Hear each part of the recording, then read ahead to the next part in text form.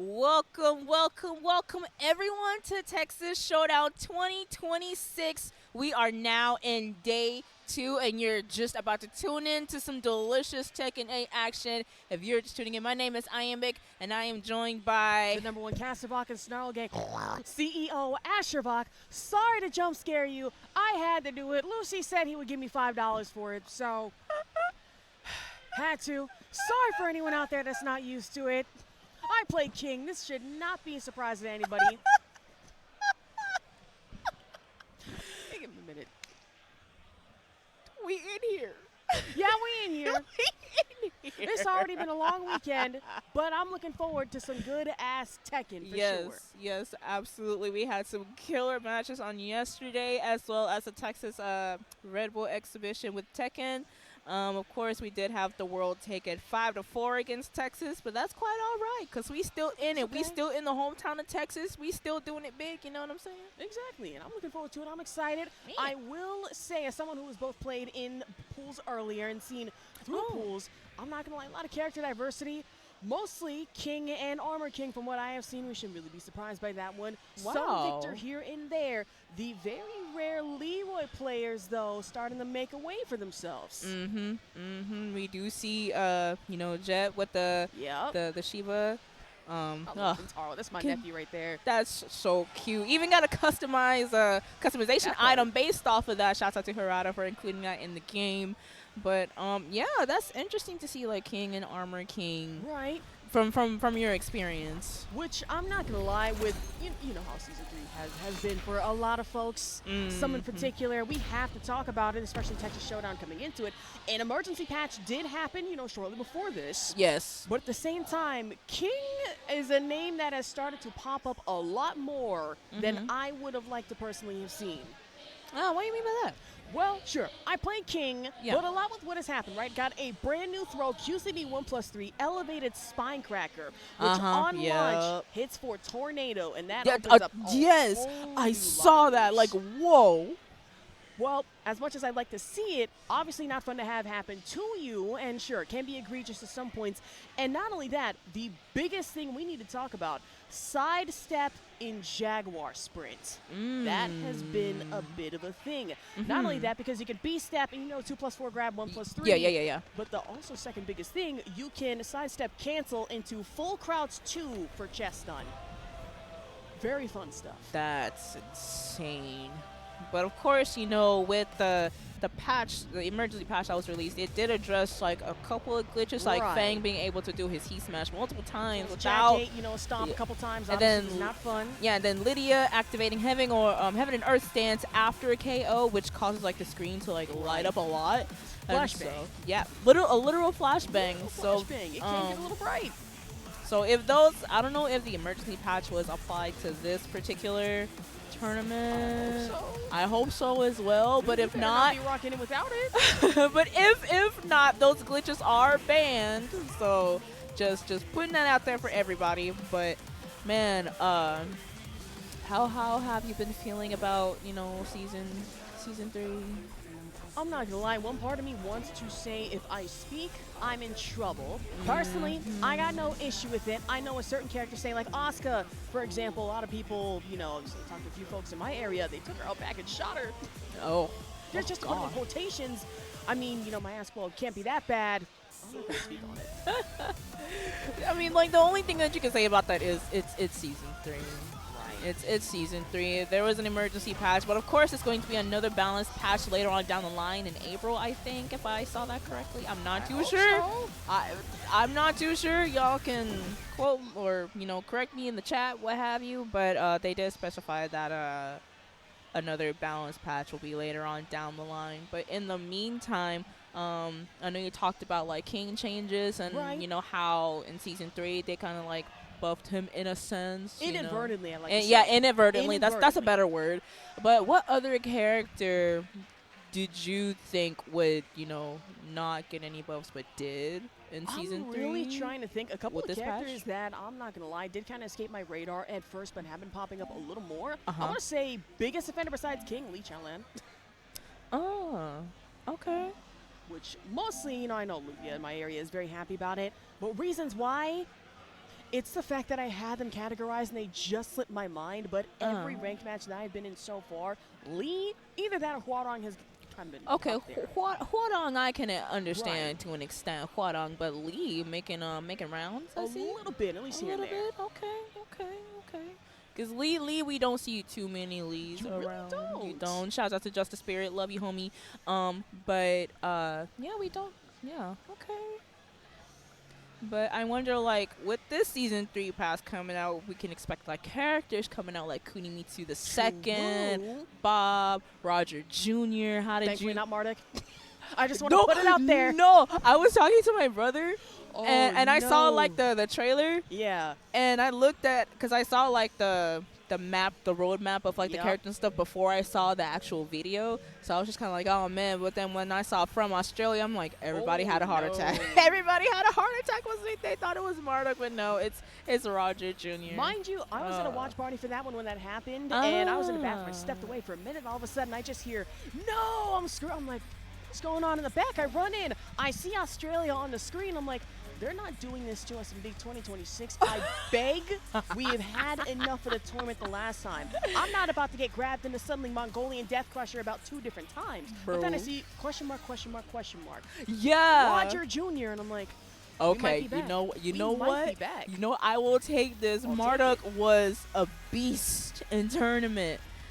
Oh man, the terrors and the war crimes that man has committed. But either Yeah. way, everybody rejoice for the most part that Marduk is not in it for right now.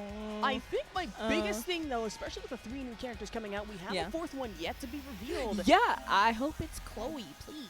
See, you say that, but I want we did see a bit of a teaser actually back in the Miyagi reveal that there was one character from Nigeria, if I'm not mistaken. Really? Yeah, it did show on the map. And then I look, I'm like, wait, we don't have someone from Nigerian Tekken yet. Yeah, yes. So it was teased. I will put it out there. Okay. I actually did not peep that. All right. Okay. Possible True. first Nigerian character in Tekken. I'm actually kind of excited I about would that be now that so you happy mentioned about it. that. Okay. But in regards to the 3 characters that have been revealed, I'm more so curious about how the heat system is going to work with Kunimitsu. Oh man, she has. From what I can remember correctly, she has like her kunai. She Right. will have her projectiles. I don't think she had that many stances per se. You think there's no way we get any more stances like further in Tekken 8, right? We've had plenty with a lot of characters. A lot of the DLC folk that we've gotten so far has had that tacked on. I'm just putting it out there. Yeah, I mean you're right. You know, Heihachi has stances now. True. He never had stances. Right, I saw that and I'm like, oh, He never well, had that's new. stances. Heihachi has stances. Fakuram never had stances either. Now he has them. Armor King, if you Armor- squint, Yeah. I mean, Lydia always had her stances Yeah, from 7, so obviously. that was kind of like obvious. But Eddie had his stances too, to a degree. True. To a degree. Yeah, Bananera Negativa, obviously, that's been Yeah. there. Who else?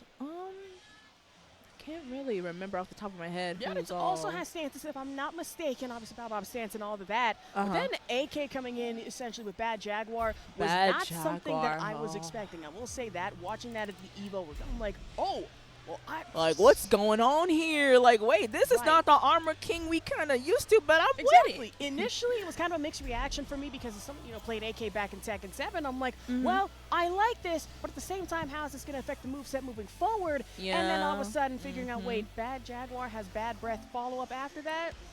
I actually like that. It's not that bad. You get to spit on them for free. You get to spit on people for free. I mean, Yeah, seems about right. but I would say though, I just wonder with Kunimitsu coming out, I wonder how she's gonna be. We're probably gonna be seeing a lot of Kunimitsu mirrors because Tekken 7, when she was Right. released, there were a lot of Kunimitsus back to back to back. It was just kind of like, wow. But Bob though, now I'm more interested in Bob and see how he fares well with the Tekken 8 mechanics. That is going to be pretty interesting because my friends and I were kind of talking about it. That Bob, sure, there. Bob with the heat system, though, I'm trying to register how that would even gauge in the first place, and also the fact that it would be very funny if you turn to the Slim Bob with the heat engage. Oh, come on. I'm just saying, it would be a neat mechanic. Slim Bob. Slim Bob. Yeah, Slim with a hard ass. I said Slim. I did not stutter once. We're about to get into our first match of the stream here. Yeah, it's going to be a long stream. I'm looking forward to it. All right. So we're picking our characters right now. And speaking of Armor King, are we going to get the Armor King? I'm hoping so. Oh, it's kind of looking like it. Kind of looking like it a little bit. I will say, I'm already seeing the Xiaoyu, and as someone who plays King, the Xiaoyu King matchup is not exactly one thing that I would be personally looking forward to. Armor King, I feel, kind of fills the gaps a little bit, especially in hitting Xiaoyu with some very solid lows. Yeah. Down 3+4 being one of them. Get ready for the next battle. All right, so it's looking like we're about to get straight into our first match of the stream here, going into Descent into Subconscious. A double floor break stage with a hard floor break required for this first setting. So here we go. All right, and then AK has several, but it's going to be Jchantra versus Vendagor. Let's get into it. Oh, starting off with the counter low already. Man, okay, Snake Edge just right into the wall. Going to follow it up off the running knee, but Jchantra did it off the low wall. Going to follow up with counter to the back fall. turn. Very nice. Are we going to get our first hard floor hit? Yes, we are. Okay, floor is lava. In this case, purple lemonade, that's fine. But follow up with from Vendagor right now. And obviously with the snap kick, Jchantra off of one round up in round 2. Okay. Not overextending too much, which is how it usually goes when you're trying to like feel out your opponent, trying to figure out what is it, what are their patterns, so that you can go ahead and counter them right away with that heat engager confirmed from Ray. Here we go. But that snake that Jasmine Blossom hold. That was beautiful. In the rain dance back turn, also Jchantra able to get the floor break, headed down the gargoyle perch, Tekken 6 style. And then another launch off the back turn 1. Straight in the wall if you're Vendagor. Not looking good. Oh my god. Back to back floor breaks to bust it out. Dude. Okay. Flower Garden, okay. Oh, what a hop kick. The snap kick up forward 4. You love to see it. A forward 3-2-1 to follow up with. Bad Jaguar, pogo stick. Recovering some of that gray health, that's the best strategy that you will want to do, especially when you're trying to stay in the lively right here. 7 seconds on the clock. What is it going to be? Both players in heat. Jchantra still has access to heat dash if he wants to activate it, but doesn't even need to. Gotta tell a couple times Vendagor tried to following up with a generic down 4. Sure, got you the damage, but at the same time, Jchantra follows have been some nastiness of a rain dance though. Oh, the duck on that kick though. Okay, the Phoenix going into 2-1 out of Phoenix, getting that heat engager in. Nice. Followed up with the side step, but no. Oh, last hit. Just gonna have to eat the mid. Good break. Oh, where are you going? Into the low, and Jchantra taking it very effortlessly. I was going to say straight turnaround, and Jchantra, it's one thing to have to go up against a Xiaoyu player, but a Xiaoyu player that knows breaks can be nasty, especially in an AK matchup like this one. All right, so we're going to the Jinowns temple. No, not much of environmental hazards here. It's just straight up wall. Oh man, fundamental Tekken. My favorite kind of Tekken, as if Tekken has been fundamental this season, but you didn't hear that from me. Let's get into it though. Oh my god. Round 1, here we go. Okay, cancels the fortune cookie. All right. The side step to avoid up forward 4 coming in from Ray Vendagor though. Just playing the shimmy game. Watch out for it off the mid. Ball 3 headed your way in the duck under Jchantra. Good avoidance. That was beautiful, and that was a homing as well, so that was good. That could have been high real homing. Gross. Ooh. Oh, what a float. But not quite a combo extension. Probably wasn't ready for that. Okay. The no shining break. black though. Yeah, the shining black. Yo. With the AK snake edge. 4, 3, 2, 1. Off the heat engage. Now wall reset. Whoa, what you gonna do? What you gonna do? Ugh. Off a 3-2 like that one from Ray Vendagor. starting to see shines of brightness. Down back 4 though. Tried it off the engage again. Alright. Starting again, not really extending or trying to do too many risky things, which is always a good thing to do, especially in these types of matches. Like you said, fundamental Tekken. Right. That's what it's all about. Exactly. Yes, though, another snake edge headed your way. That's shining black earlier with some Oh, nastiness. spit with on a him! bad breath. Armor King Tua headed your way. Not Jchantra has anything to say about it. Get the heat engage. And not that pressure. Yusa can't find it off the loops though.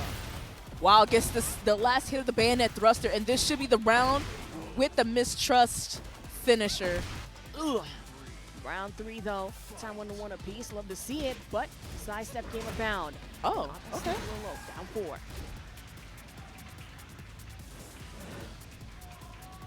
Finding electrics. Jchantra. Oh, shut it down. Dance game. That's back 3. Get the hop kick. That's definitely wall. Yep. Getting that wall pressure in. Wow. Ducks the throw attempt. Waiting off that grab. Down back 4. We trust though. In the crazy Storming. stomps. Oh! Now back-to-back counter damage. Forward neutral 2 to follow up with Ray.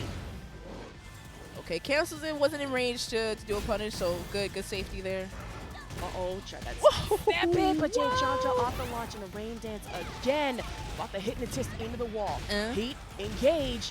Now watch out for it. Okay. Off that spin. The crescent moon kick finisher, Jchantra, set point to move on, and pulls on winner's side. Uh-oh, but you have to watch out for it in the crumple. Uh-oh. I hope you like a heaping help. Stormbreaker from Ray.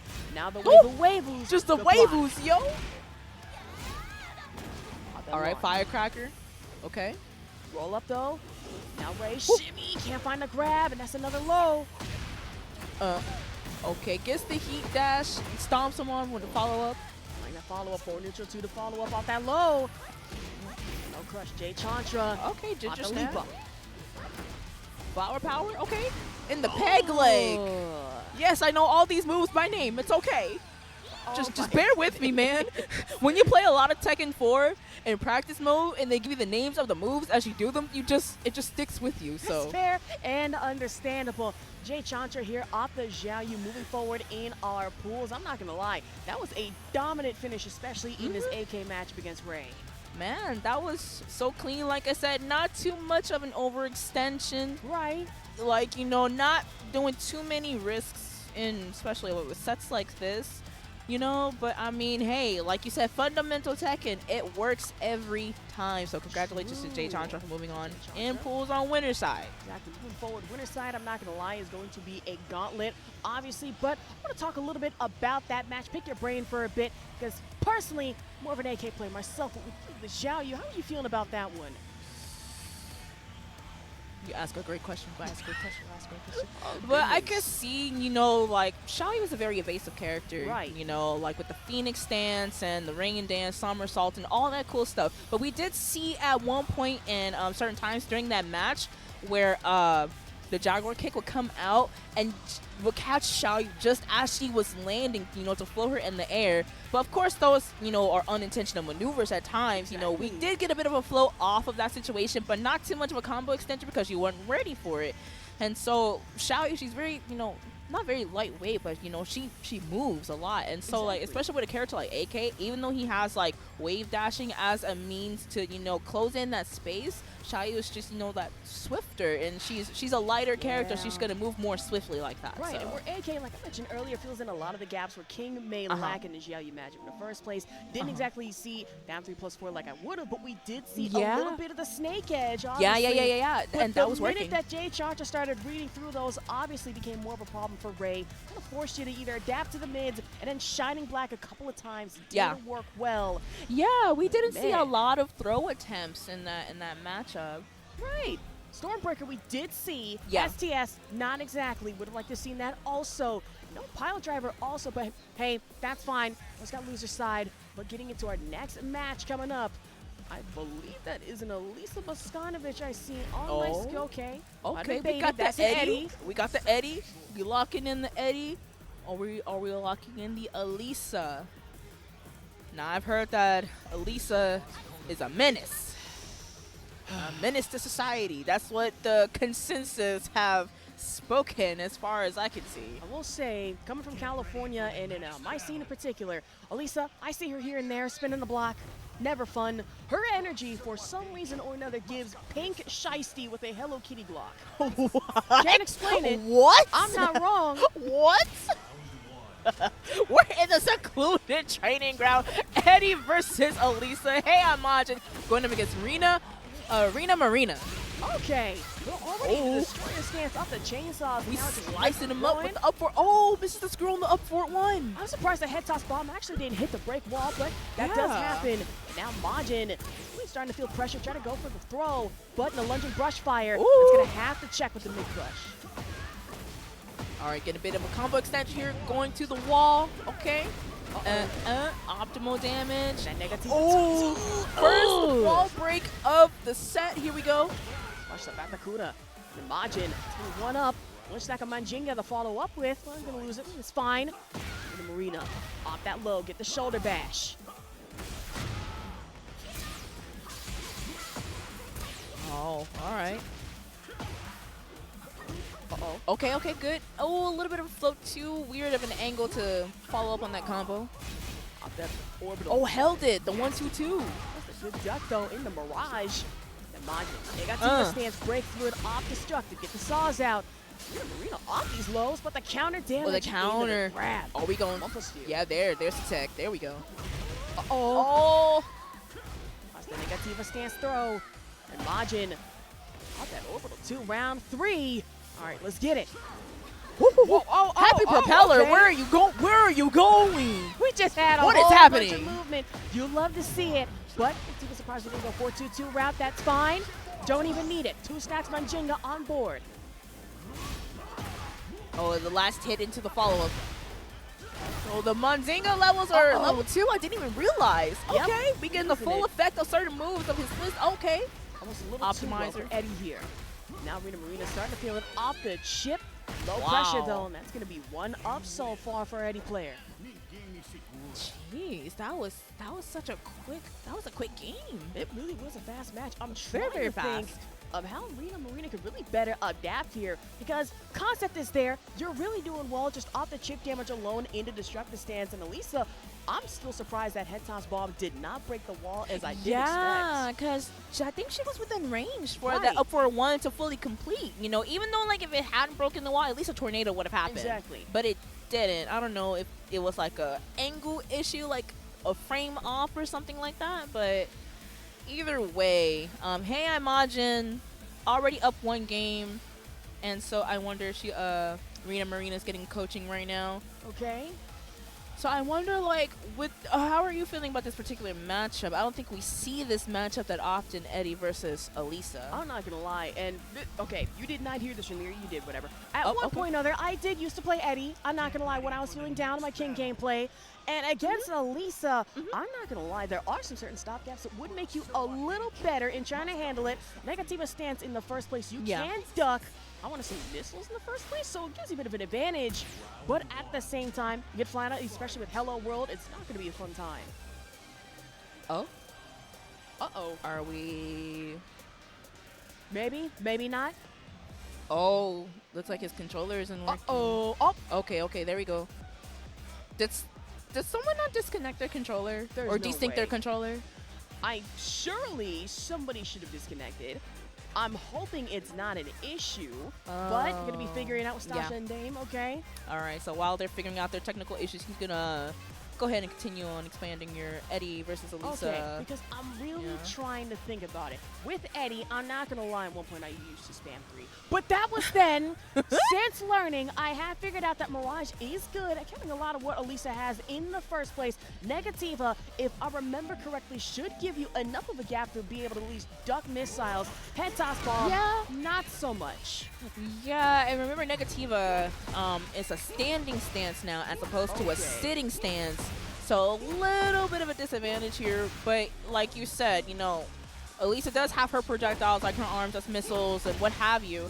But, okay, so it's looking like they're resetting. They got everything situated. Okay, did it reset? Okay, yeah. Also, if I'm not mistaken, Lunging Brush Fire also does come with a bit of armor, if I'm not tweaking about it. Yeah.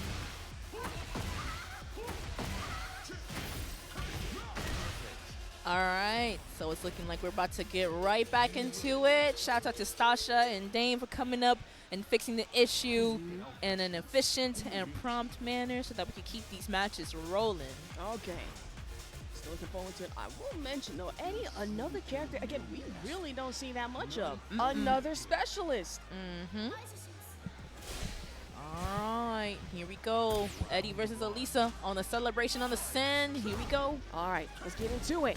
Got that low, though. Good block. Got the stands, too. Get the high chainsaw chip. But, like I mentioned, that brush fire is going to come with some armor. Oh, my God. Just level 2 already. Well, maybe do use it after the round, but that's fine. Just do grab. Now in the bananera, watch out for it. Yeah, that bananera is dangerous, yo. Chip damage. Thank God it's not season 1. But still, 1+2 throw headed your Wow, way. what a walk. Kyuda could have hit for some damage. All right. Majin's just going in right now. All right, round 2. Marina. Just the lows. Oh, wow. Another mirage like that one, though. No, straight into the That's- heat engager. Oh. Excuse me. Yeah. Good blocking the lows. Cute but deadly. Not the held version, though. Uh-oh. Rush again. With the breaking throw. Where you going? Try for another one in the corner, though. Back three, not going to follow up with it. Oh, no break again. Marina. These throws are not working in her favor right now. Round 3. Hey, Majin has a set point here in the semifinal. But I'll put you down 1 also in the Negativa stance. Don't even need the Follow up. roll-up. All right, there's the heat burst from Rina. Into the deep web follow-up. Damage piece. Level Full 1. stack. Majin following your way. Hey, Woo! Majin. The crumple. Negative 4, but no. The stats Yo, well. Majin. Wow, what a crash from Rina. Still has a bit of a chance. Look at all that great health that she has to recover. Uh-oh. Head toss. Get him off the low. Just a good down forward 2 will work. With the missiles also. Not like that one. Oh, no heat, so no engagement. And the spring kick. Majin taking it 2-0 over Rina. Marina moving on in bracket on winner's side. I had a sneaking feeling that somebody here would pop up with the kip up. Pray that it works. In that situation, worked a little too well. You hate to see it. Of course, Majin moving forward here in the winners. Yeah, even though there's a slight issue, Majin was like, okay, hey, yeah, I'm good. Let's just go ahead and we'll just get that over with. But congratulations to Heian Majin moving on in bracket. Marina is now on loser's side. She's not out. Not yet. Not yet. So she still has a fighting chance to work her way up to top 8. We would love to see it. I will say it's going to be a tough one. It's not impossible, but the amount of names we're already starting to see on loser's side, it might get a little rough. I will say that. Yeah, it's always like with, tough competitions like this. It's like the deeper you go into the pool, the harder it'll get to sink or swim. It's a sink or swim situation. It's going to be harder to swim back up, but at the end of the day, if you have that dedication, if you have that drive, if you have that inspiration, motivation, whatever comforts you best, if you have that in your spirit, you can make it to the top. Exactly. Words to live by. Yo, lock it in, gang. You'll be fine. Lock in, gang. But all right, we're getting ready to bring up our next contestants up on the stage, getting ready to play, setting up their sticks, making sure everything is good and accounted for. Please desync y'all stuff. Please.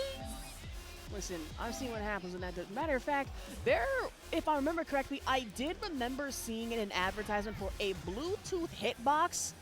If I go to a tournament and I ever see that I'm not gonna lie, that would be enough to make me tweet. Because you just press that PlayStation button, connect, my game, my round. What happened?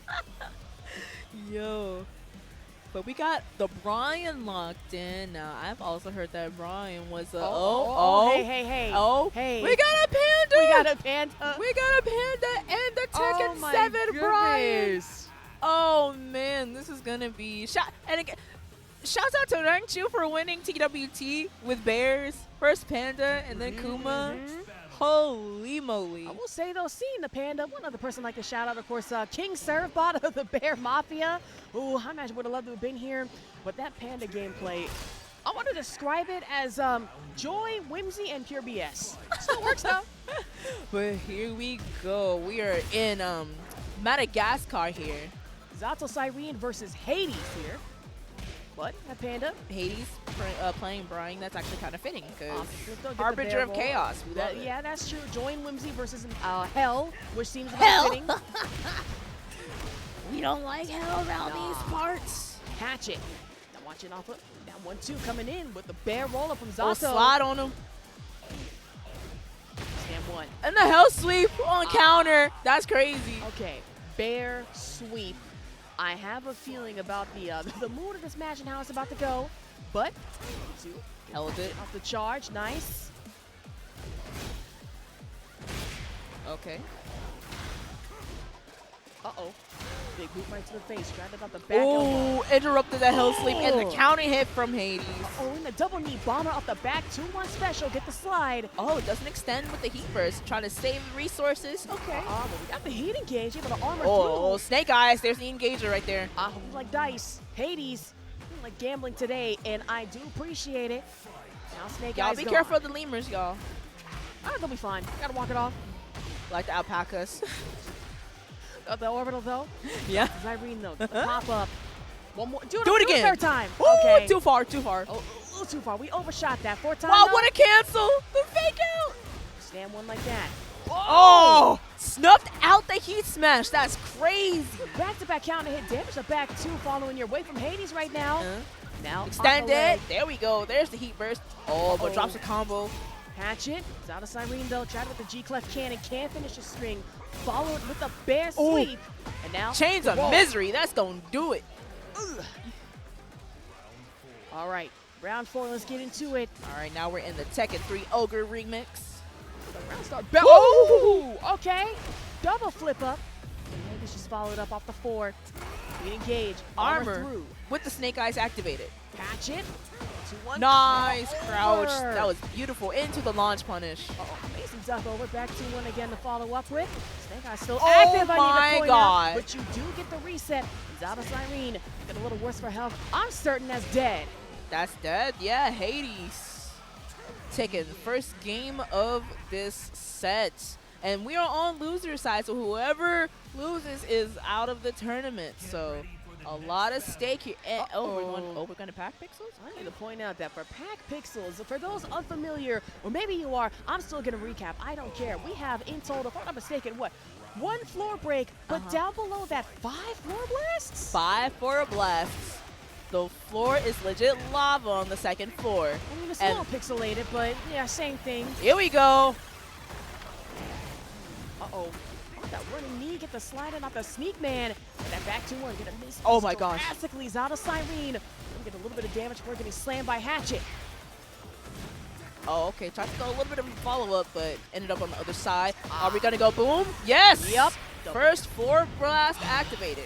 Oh, man. Downfall until he's not Blah, blah, free. blah, blah. She Oh, punches no. with the roll-up. It almost could have been dead, but Zato Doesn't avoids it matter. momentarily. Doesn't matter. Still gone. Yeah. Round 2. Let's get it. Oh, the demon breath. Oh, it gets all the ones. 1-1-1. Nice The G-Clef G-Clef cannon. But the kip up, though, with the 2+4 and Hades on up the Hatchet. Another one. Fool me 1 time, shame on you. Fool me a 2nd time, G-Clef cannon still to hit. Oh, just canceled in his face. But the jet upper from Hades. Doesn't even need a taunt for it. We leave that at home with back 2-1. Hatchet. ZatouSyrene still getting slammed off a DDT. All right, Hades set point to move on loser side now. Uh-oh. G-Clef in the punch stance. Oh. Not gonna work for you, though. Teeny tiny punish there. Okay. Roll up. Hatchet again. Now that charge up. This is ZatouSyrene playing the pressure, but Bear Sweep gets blocked. Oh, the big boot double launch. knee That was bomber. huge. Oh, we wall? Uh-oh. Very close. Got with the Hatchet again. Oh, the float. Oh, I saw that grab attempt. But Get no. that bear hug in. Give me a hug. Remember when bear hug used to be a 2-hit throw? I do. PTSD though, but for ZatouSyrene, Yeah. you're gonna be feeling that for a hot minute here. Hades, gonna be taking that one here in our losers round 2, 2-0. All right. That was Oh, now he did a shrug. My bad. You know I had to do it. But yeah, I was just reminiscing. Every time I see like the current version of Bear Hug, I'm like, man, remember when Bear Hug used to be 2 hits? Yeah, I do. Not anymore though. Not anymore. Oh man, but GG's to the players who are playing right now, moving on loser side, and so. Whew. I will admit, it's not every day you really see Panda. Starting to see her a lot more, but here at Texas Showdown, I'm pretty sure, at least for me, that was the first time at least seeing Panda on like stage. Yeah, I'm not yeah, mistaken. that's true. That's true. Yeah, that's like my first time seeing Panda ever anywhere. I was watching Really? I was watching pools earlier, and I didn't see like pandas or anything like that. So it's good to see, like you said, character variety. We love to see it. Character diversity. In this match in particular, of course, we got to go over it. Hades versus ZatouSyrene. Yeah. Again, seen plenty of the Brian, but in this matchup in particular with the Panda, we not only got G-Club Cannon not once, not twice, but 3 different times. For a minute, it was working a little too well. After that bear sweep, started getting blocked, and after that double knee bomber in the back 2-1, not pretty. Yeah, not pretty at all. And we did see some drops from the Snake Eyes activation, especially but against wall, pack pixels. yeah, packs pixels. Yeah.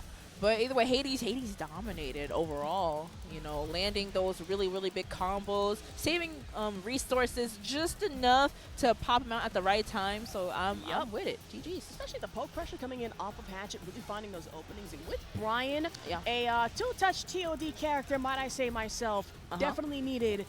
And we'll say, though, we might be needing a little bit of Dragunov coming up, if I'm not mistaken. Get the costumes out. All right, so we got the Dragunov versus the Fang. Okay. Okay. We're Yeah. random stage, Elegant Palace. Oh, Elegant Palace gonna get shimboried. Okay. The 5-point, actually, no, let me come up with a number here that seems accurate. $54.2 million Airbnb. We have 1 wall break, balcony break, and an even nastier potential falling after that one. But a class coming from Fang. It's going to be Notlad versus Jinowns. And we also have stage hazards at the bottom floor, so. That is true. I do forget about that, actually, sometimes. But poke pressure coming in for Notlad right now. Oh, already. Notlad versus Jinowns. No, running two Oh, also. running 2. Ooh. Uh-oh. Zone of the match usually gets set in round 1, but for round 2. Wow, what a whiff punish. So the backstep and the Cole's shoulder coming in from Gino. Now watch out for it off the shift again. While running to Blue Spark, just in the Hatchet. Notlad's trying to look for that engager for Jinowns, was able to pop it up first. Oh, no break. Nice little throw though. Now Notlad, I mean the damage, but that tornado, Cole's shoulder. Now in the corner. Not when you want to find yourself against Feng Wei like this one. 1-1 in our rounds, round 3. All right. Okay. Jab 1. Oh, I had the right idea, but had a big counter hit. Oh. 1 immediate counter hit into it. Now find yourself on the wall again. Oh, wait.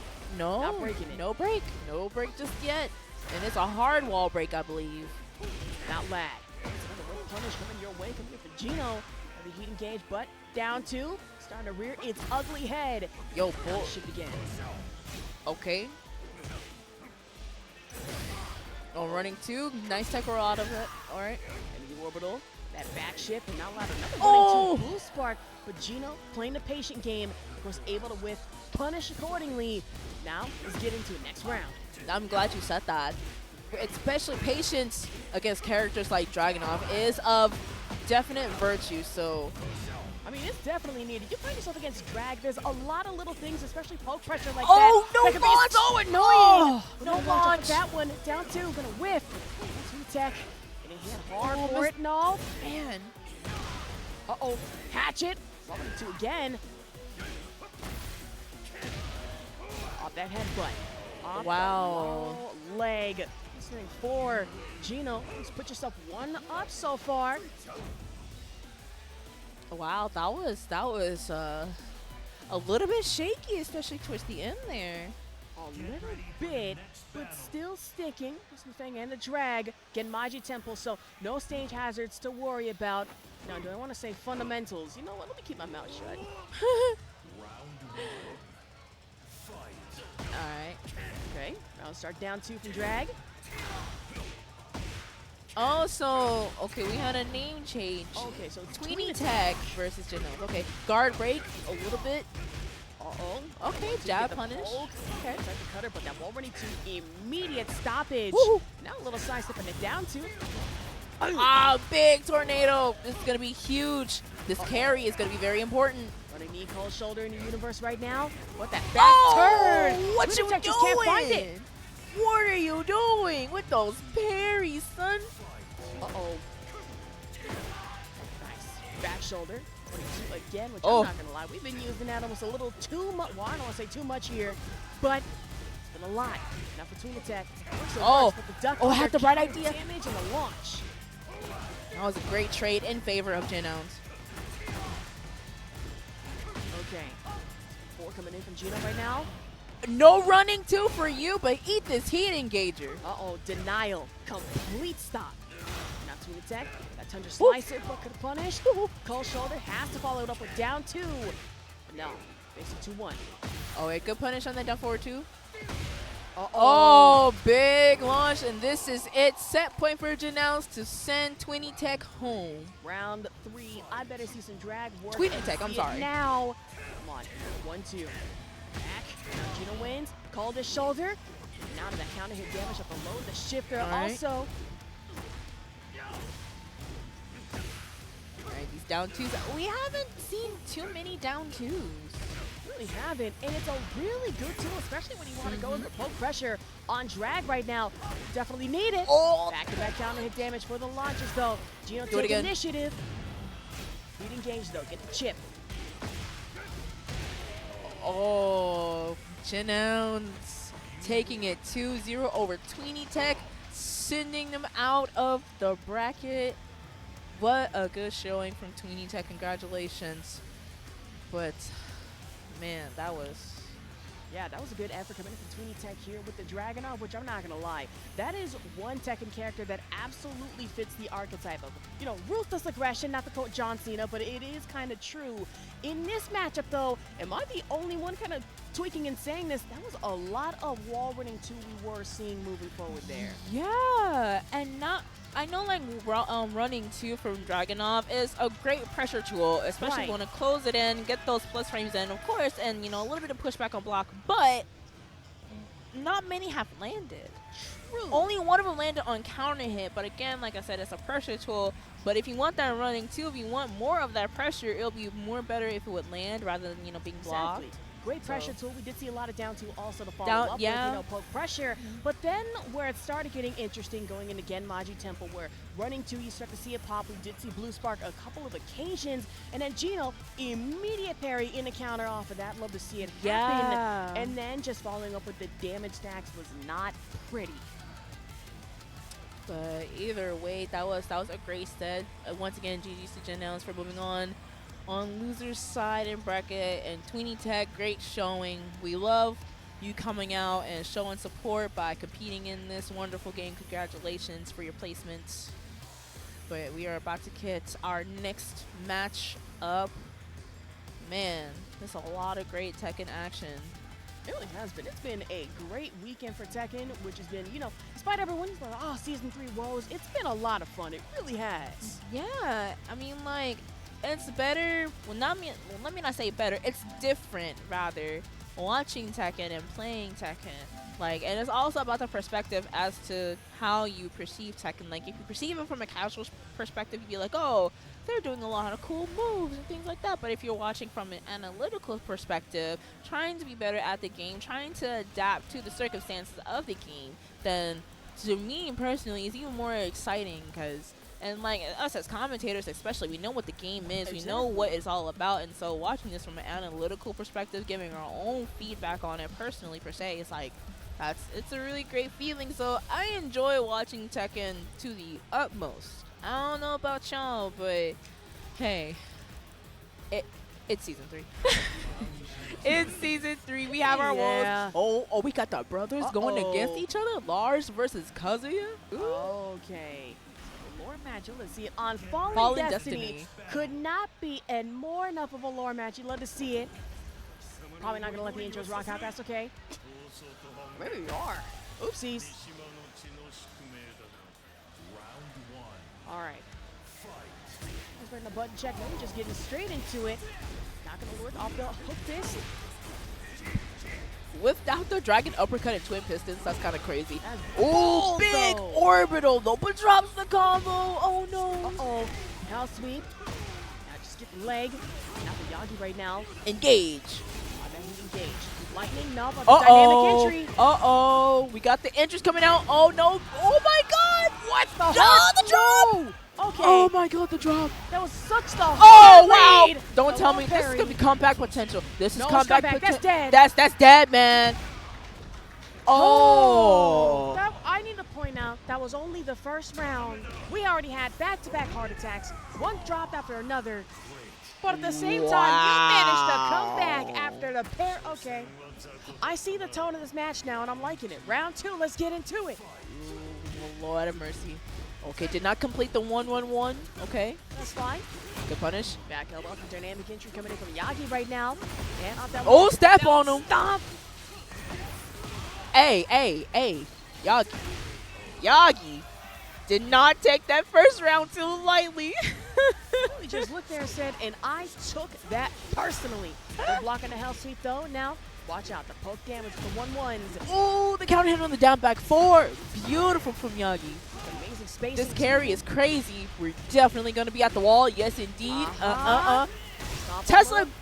Gravity has a follow-up now? That's sick. Oh, season 3, you never fail to amaze me. Oh, Look at the ghost. snap. Starting to do it. Go. Off the heat engage. Devil powers activated. It's Yagi though. On the dynamic entry, getting off the mid cutter. Now to the watch out for it with the heat expenditure. Yo, what a punish into the blue ball. Yagi already on point with it. Okay, so what I'm seeing is that we took that first round very personal. So Right? now start sidestep, but no, try to follow it up off the orbital. Can't find it. Instead, dynamic Woo-hoo. entry up the back delay. Now Oh Yagi my god. Oh my god. with that armor hit. Yo, these lightning entries going on here. Oh, what a drop. But it was a Uh-oh. weird back turn situation.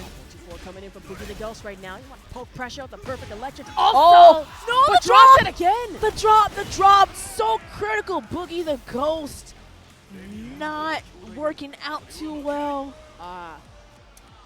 Okay, so you're getting a little bit of coaching, saying, listen, man, we saw not 1, not 2, but 3 drops there. Yeah, let's happens. Let's take a breather. Let's take a breather. Well, right let's here. take a breather. All right, Rebel Hunger. Here we go. Okay.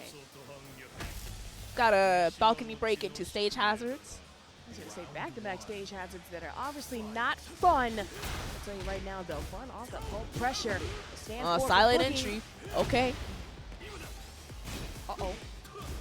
That one.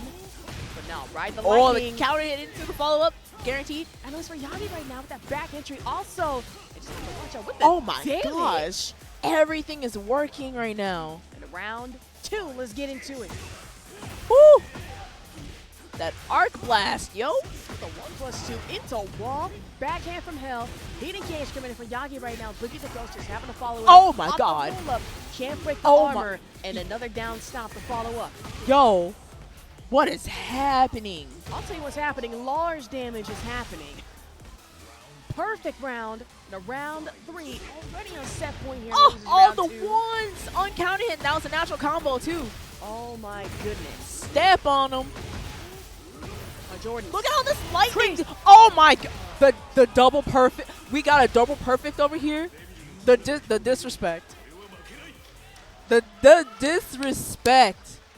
Yo. I apologize. I was unfamiliar with your game. That's my bad, King.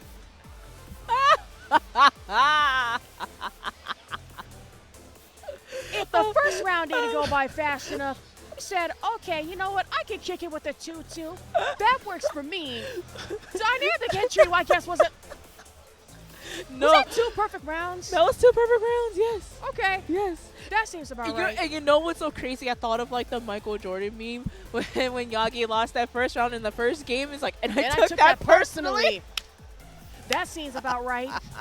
I need an edit of like someone clip that first set and then just put, and I took that personally. I need someone to do that. That'll be great editing right there. I would love that. I would do that, but I have a Chromebook. That's not going to work.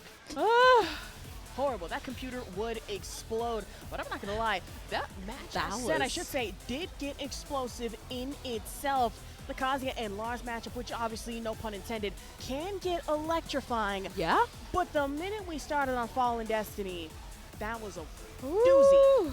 And Lars already known for his lightning shenanigans. Yep. So With a character like Lars, and I'm not going to lie, in between stance shifts and everything, dynamic entry, is admittedly negative a million frames with that one, punishable depending on the character. But do I dare say that Yagi was allowed to get away with a lot more than I would have liked to have seen? Everything was working for Yagi. Literally every single little thing. Did not even get a chance for Boogie to, and Boogie with those critical combo drops, even costing him around. It was so unfortunate. Right. So unfortunate. We did, however, see, some flashes of potential there coming in from the Kazuya, right? Especially just off the Hell Sweep launch also. Yeah. And then moving forward, we did see the perfect electric. So I'm like, okay, we have it down. The concept is there. Just the follow-ups, not so much, but it does happen. Again, obviously don't want to rag on anybody for that. Right. But that was a that was kind of crazy. Fun. That was fun. That was crazy. I didn't like that one. Potential match of the night, question mark? Or set of the night, we're a little early. I will admit we still have plenty more to go. We do. But I'm going to definitely put it up there, at least for now. Okay. For now. All right, so it's looking we're about to see Jchantra back up on the board, or back up on stage. Possibly with more Xiaoyu. With more Xiaoyu, yes indeed. Are we going to get the Shaheen? We got the Shaheen. Xiaoyu versus Shaheen. Okay. Okay. All right, where we going? Elegant Palace. Back to again. Elegant Palace. Okay, we like fancy things, I mean, we like fancy things. Do we like breaking fancy things is the important question. not if we scrap it. True. All right. But here we go. Jchantra versus Ali. Hey, yo, 60-second heat engager. Uh-oh. That slide though. Now, down one to pressure. Up with an missed the back three. Float. Yo, and there's the hard wall break. Are we going downstairs? Oh, well, let's angle it. Category says, not yet. Not yet, not yet. Jchantra. Nice counter hit with the wall rising too. Right, still watching a rain dance and let us see it, but wow. For the moment though, a pickup reset is not what I expected in that moment. I'll be very real with you. Wow, good. AOP right there to evade the throw.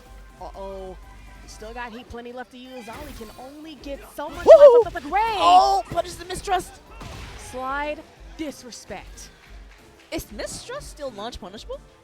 It should be, if I'm not mistaken. Huh. Tried to go for it. I Good saw break. that AOP attempt, but the break on the throw again. We're going downstairs now. Yep. Hard balcony break. Now with the backhand coming in from Ali right now. Into the wall. Big boot. Now followed up just off the low pressure. Guard break. What you gonna do? Look at this pressure from Ali Hondo. Woo! With a spine breaker into a perfect round. Now round 3. Jchantra. What's the adaptation of round start? Wow. The upward forward. Back boot in a tornado. 12 hit piece. And nope, it's getting involved too. That's rough. That massage. Wow, what an interrupt. That was good. 2 hit. Nice. Jchantra, but whoa. Down one jab and a rain dance. Launch it for your trouble. Delayed it. That was such a good delay. Into that wall carry. Wow. Rolling right out of AOP. So unfortunate positioning from Jchantra. The eagle dive couldn't have come at a better time, but if you're Jchantra, honestly gonna feel it later. AOP. Slide on him. Okay. A little bit of a float. Are we gonna extend it with the heat dash? Rain dance again. Follow up with it. Doesn't even matter. The hypnotist too. Jchantra staying alive. Okay, round 4. Obviously not wanting to let Ali get away with just an 0-3 start off. No. Can't find an orbital. AOP though. Watch the low. Punish it. Rain dance. Still can't avoid the big boot. Flower Garden. Uh-oh. LP again. Get Oh, the palm. second hit. Clean wall splat from that engager right there. Uh-oh. Little reset for counter damage. And Oh, in the heat dash tornado. extended. There we go. Jchantra waking up a little bit more now. All right, the final round. Obviously a slow start. Okay. Kip up, and now AOP. Okay. AOP 2-1. In the palm, trying to heat engage, but the slide in. Slide out for Ali here against the wall. Now for Jchantra. She's having a tank damage. Popping for the heat engage for Chip. Yo, this pressure from Ali is unreal. Man, big Oh. concerning. Rain dance again. Good break. Whoa, but not able to avoid the dive. Woohoo! Uh-oh. Oh, the stage hazard! Okay, almost certain that is dead. Wow. The slide. Uh-oh. Dame possibly coming up the. Okay. Oh, yeah, Dame is the shy extraordinaire, so it makes sense for him to come up and coach. I was going to say, Dame at this point is almost the president of Ling Nation. I'm not surprised. Yo. But that was such great comeback potential from Jchantra, but Ali was able to stop the reverse sweep at the very last second. So, but the pressure that Ali is putting on Jchantra is very impressive, because we're seeing a lot of, like, you know, just a little bit of mishaps in AOP and Rain Dance, but of course Jchantra able to adapt accordingly, so it would not be surprising if Jchantra would make this a 1-1 situation as far as game count. But here we go, we're at the Phoenix Gate right now. Okay. Shouts out to Clive in Final Fantasy 16. Getting real cinematic with it. By the way, I just started playing that game. Very fun. But that aside, getting into this game though, Jchantra Alejandro. Oh, big launch. Okay. Able to pick it back up. Tornado. There it is. Watch out. Yup. Oh, there's stage hazard. Boom. So that means immediately we're just going to be headed over to our stage transition after, if I'm not mistaken, Jchantra having to get hit with the guard. Break. No, no spine great cracker. health. Oh. Look at this, Ali. It's just on fire right now, and this should be the round. Yes, indeed. A 10-hit combo following up after that one. And now just straight into our stage transition. A floor blast to worry about. All The right. round start, back turn. Not the place There you we wanna find go. yourself. The Pop it. 4-4-1 out of the air. Beautiful. Rain Dance 2 hitting it to stance. And Oh, good now, break. Break the floor. AOP though. Double spin. Okay. Slide on him into the follow-up. Into that backhand also. Watch out for the lows. Well, Cyclo Palms punished. Uh-oh. Wow, what a dunk. Oh no! Oh, the spike because she was midair. It's unfortunate to jump after Rain Dance, and now Jchantra, you find yourself in a very, very tough spot here against Alejandro. But the main break and into the stomp. Already here, Semi's on set point. Set point right now. We did see this position before from Jchantra. Will he be able to make a reverse sweep come true? Let's find out as Ali is getting that wall carry like it's nothing. Okay, one can only hope here, but into the Look wall at carry, that. That's not the spot you want to find yourself in Ooh. right now. With another guard break with the reset. Yo. All right, the bayonet thruster completed. Okay. Bag the back flips. Stand by for down for 2. All right, now we're not overextending too much. Oh, and the power crush. Ali taking it over. Jchantra moving on winner's side. Good effort. That means we got some killers swimming in winner's side here. Still, chase down in losers, so that's going to even be more of a gauntlet now that we have a Zhao Yu to worry about lurking. Yes, absolutely. That was great. That was. I'm That not was going to great. lie. Because first stage, obviously, that went neck to neck. I'm not going to lie. That got Yeah. a little too close. Yeah. And then here, stage transition did happen a little early due to a hazard. It does happen. That early floor blast, I did have hopes for that. I really did. Yeah. Yeah. But no, that was very compact. Like you said, it was neck and neck. You know, they're making some great decisions that, you know, of course, it benefited them. Right. So very, very compact, very close. We really do appreciate that sort of Tekken. Exactly. Fundamental Tekken. Fun. Fundamental. You gotta put the fun in fundamental. Fun and sometimes. fundamental. We love it. We love it. But I hope you guys are having a great time. Thank you so much for tuning in to Texas Showdown 2026. If you're just opening up the stream, we are currently going through our pool matches for Tekken 8 right now. I'm joined by Ash. My name is Iambic. We have been having a great time, so thank you all so much for tuning in and showing your support to Texas Showdown, the 25th anniversary, may I say. I was going to say, you know how much of a whiplash moment it was, you know, being able to tour around, right? And then I get to the part where, oh, past winners of the Texas Show. That was what year that it started? 2001. Oh! But for context, I was born a few months after Texas Showdown started. I just want to put it out there. That's hilarious. Yeah. September 2001 versus March 2001 was such a wild thing to see. I think I was like 2. Oh my god, I wasn't even born yet. I can't speak Yeah, on no, that. actually no. I was born in August of '99. I was 1.5, I think. Okay. So I'm still a wee babby at the time. Babby is crazy. Oh, we got another Shaheen and versus Paul. Oh man, shouts out to Trojan. I hate that Trojan could not be here to show his support, but he is a huge lover of Paul. So Trojan, this is for you, my dear. I love you and I miss you. If there's anybody in the venue that I know absolutely loves Paul to death right now is Mr. Leapfrog.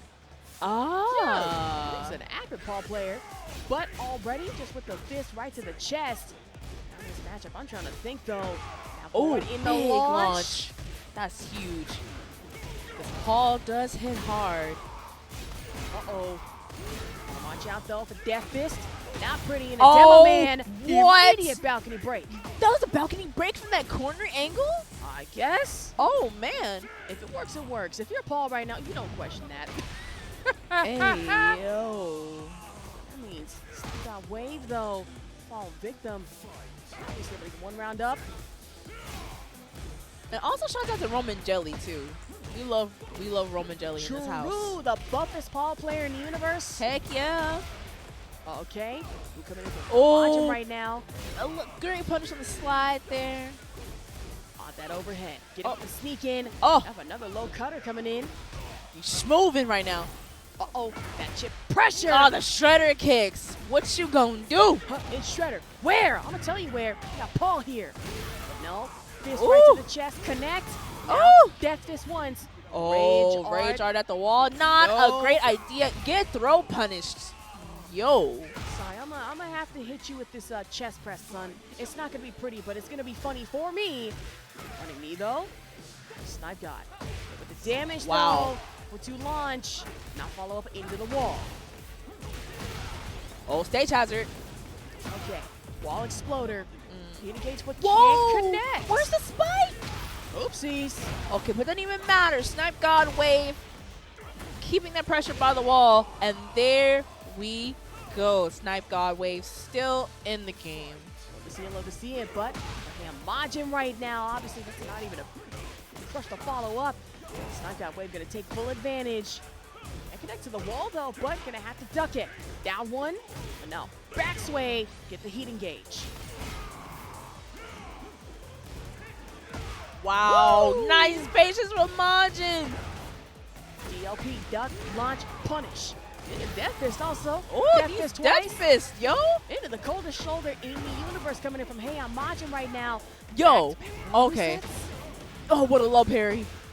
Okay, I'm trying to think. Snipe God wave. We still have heat. We have great life up to get back.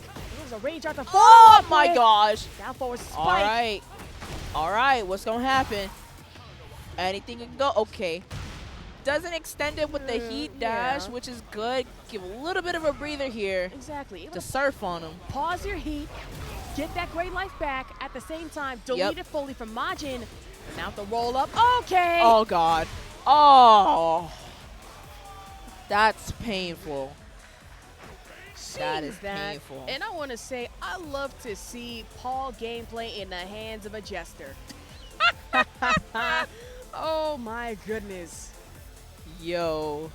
That last second roll up did you wonders. Yeah. Yeah. Ready for the next battle. All right, descent into subconscious once again.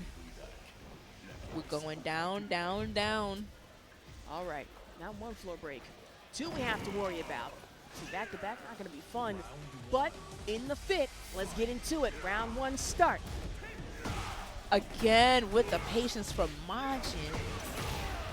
Uh-oh. Okay, no tornado. And the Demo Man, Blue Spark Fist, and off another heating gauge, but Snipe got wave. Respond aim turn, just off a back two like that one. But no, Wow, back what throw. a counter throw, yo. Uh-oh. Wow.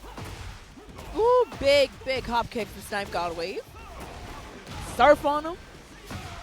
Off that back fist also. Oh, what a That's slide. in. Okay. Majin able to pick it back up. Oh, Man. Demo Man to close out the first round. Round two, though.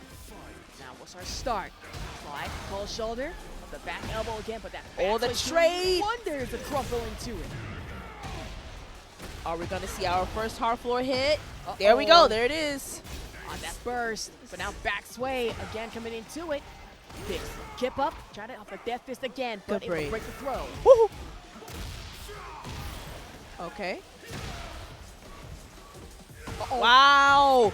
Majin, impeccable defense right now. Impeccable defense. I want to say with that wall standing launch, we are now 4 for 4 on those coming in from Majin. Wow. Golden shoulder in Going the down. suplex and a gargoyle perch, and follow up with a back swing carry, drops it momentarily. Snipe God wave with a pick it.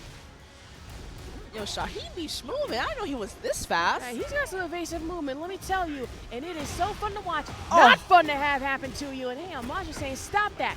Get some help into the wall. We, yes, I said we, are going. Oh. Uh-oh. Again. And we're all the way downstairs. That being a hard floor break is insane, but if you're Hey I'm Majin, stun on him, death fist, launch, suplex. Oh, not dead yet because of the scaling. Oh, man. Oh. With the spring kick at tip range. You could tell that the block was tried and Snipe God wave. Sniped out by the kip up from Hey I'm Majin. By a death by spring kick, yo. Oh my wow. goodness. Hey, it happens to the best of us. It happens. It does, it does. But GG's to both players. Majin moving on in brackets on winner side, I believe. Yeah. Yep. Yeah, winner side. Believe Winner side. so. Woo, this has been some crazy matches, but thank y'all so much for tuning in. We really do appreciate y'all for tuning in to Texas Showdown 2026, day 2 of its 25th year anniversary. Man, do we love milestones. Exactly. We love milestones. More importantly, we love some good-ass Tekken, and it's been an exciting day for it. Of course, we have today and also tomorrow to go through. This is just the start of it. Woo! And this is where we wind down to our top 48, top 24, top Yup. 16 And the to top solidify 8. our top 8 on tomorrow. That's, man, it's always like those particular matches, like top 8 is hype within itself. Like, you know that for a Right. fact. But it's the matches in between time. Exactly. Those are like the nail biters. Like, man. Man, and I'm looking forward to it 100%. I have a feeling that, do I dare say we get some upsets in top 16? It would be fun, I'm just saying. Yeah? I'm just trying to navigate and think of who. But still going to be a hot minute before we get to that. But I do have to ask, in regards to our sets of matches that have happened so far, do you have any favorites that kind of stand out to you, Iambit? Oh, we thinking. Man, I can't even fathom. Okay. There's like a select few that I've enjoyed personally, but I gotta go with, you know, Yagi and BoogieTheGhost. That one was fun. That was was like entertaining. that's like Lars to like the utmost, you know. But yeah. Okay. But if I'm not mistaken, I believe that should be it for us. Yes. Yes, but don't worry. Don't freak out. We got more action coming y'all way, so get some popcorn, get some snacks, get some drinks, whatever you want to do. Water. Share, some water. Share this with your friends, your family, your loved ones, and we will see y'all back. Well, not us, but we'll see y'all. We'll be right back. Soon.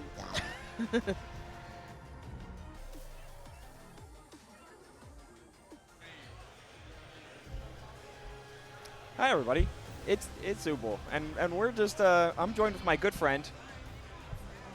Yeah, and we're gonna get started with some Tekken Top 48 here today. So Texas Showdown. Oh, we found him. Oh, we found him just in the nick of time. He sat down in just as we're getting going. Hey there, boss. Hey, buddy. Sorry. Good to know you didn't get lost. No, hey, no. I literally stepped out of the venue for 10 minutes, and then it was like I lost track of time. Yeah. Yeah. Well, I mean, a good thing that collecting players takes just as long as collecting commentators. This is true. This So, is true. You know, and especially because, I mean, it's top 48. It's top 48 There's time, a limited baby. amount of people here, and on top of the Tekken setups all being on the other side of the venue, Yep. where all the losers matches are going. The Right- losers. Yeah, but this is winner's side. This is the top cut, the top 24, if you will. And right here, I know one of these guys. If you Oh. have not seen the clip that I was a part of, I gotta flex that I was a part of that clip last year. With this man, iGottaJet with his boy Kentucky. Yeah, Leroy, if I'm right. Yeah, right? Leroy Yeah, player. yeah, It yeah. makes sense, you know. He's got his sugar right. He's got the sugar dog. right there. He's got the dog. The dog power up is real. Indeed. No, and also his Shiba is so sweet too. Oh. You're literally gonna. It might happen in here. The dog might fall asleep in the backpack. Jet could be popping off. You know. No, I've been seeing him walk around like Yeah. in preparation for like Yeah. the final matches of the previous wave, or getting rounded out, and getting closed up for prepping for top 48. And dog was just like, he was super alert though. So this is awake dog time. Awake dog. Hopefully with awake players too. Oh, yeah. I mean, with Heihachi in the current season, Ooh. even after the After the emergency patch. even after the bug fix, which is like that's just a bug fix. Everything he does right now is just so threatening. strong. Yeah. Yeah, and even like the simple stuff can apply that same level of threat. Just like doing down forward one, like just frame 2, like that alone can like really close down, hold down a lot of the way Heihachi plays neutral. And on top of like a threatening enough low in a hell sweep, a powerful pressure game and offensive game overall, thanks to the existence of Electric and his proper stances.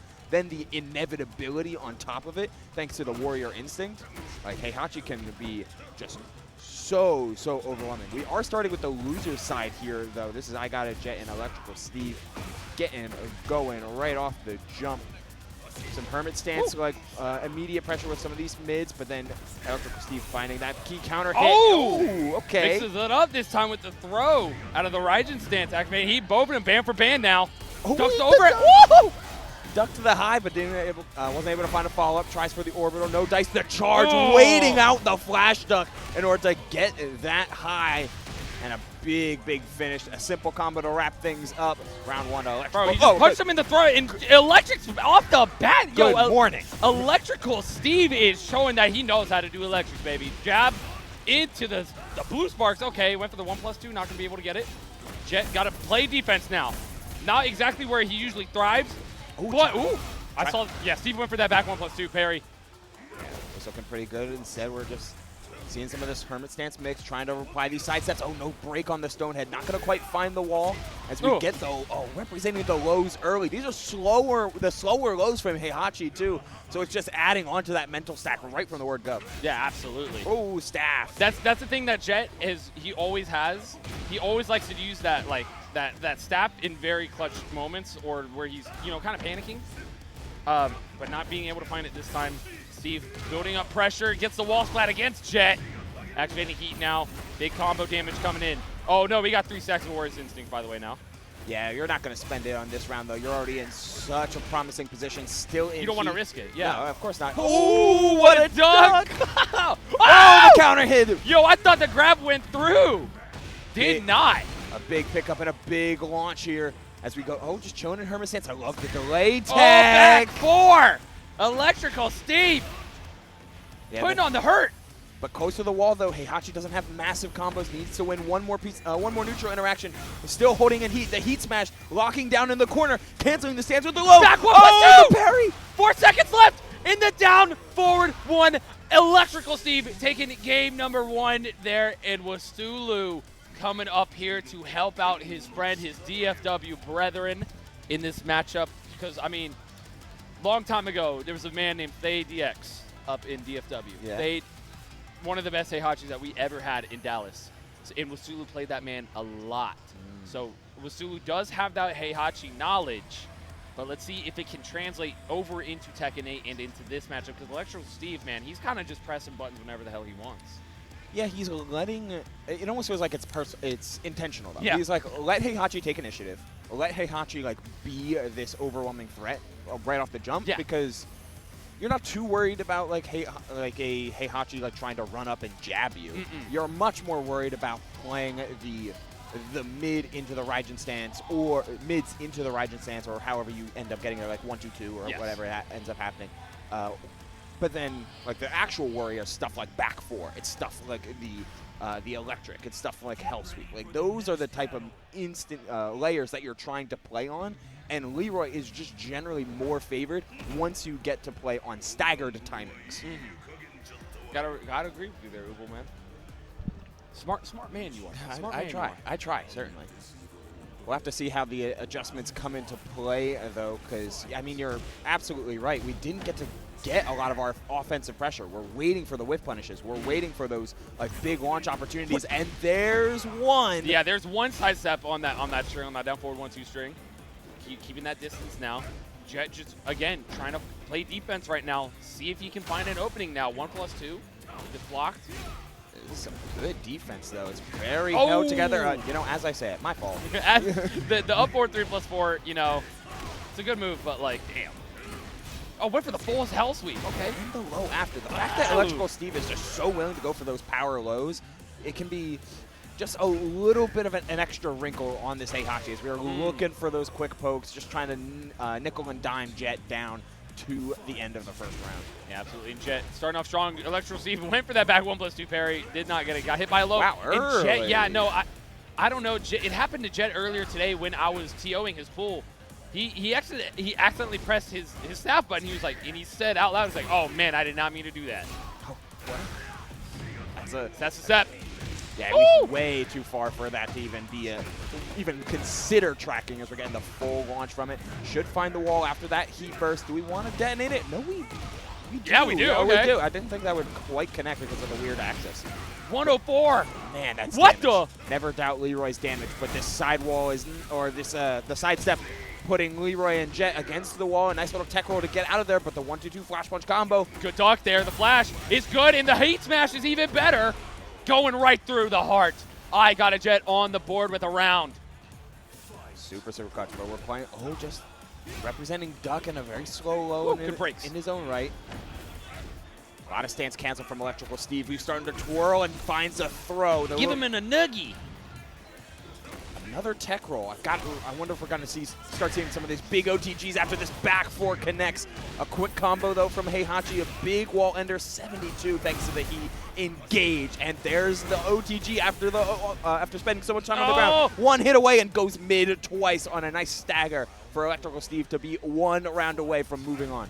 Yeah, and eliminating iGottaJet from the bracket as well. I think Jet is just kind of just playing a little bit too reactionary. I believe he's kind of just doing things willy-nilly, you know, throwing parry out of like at range 3, hop kick as well. Ooh, throw.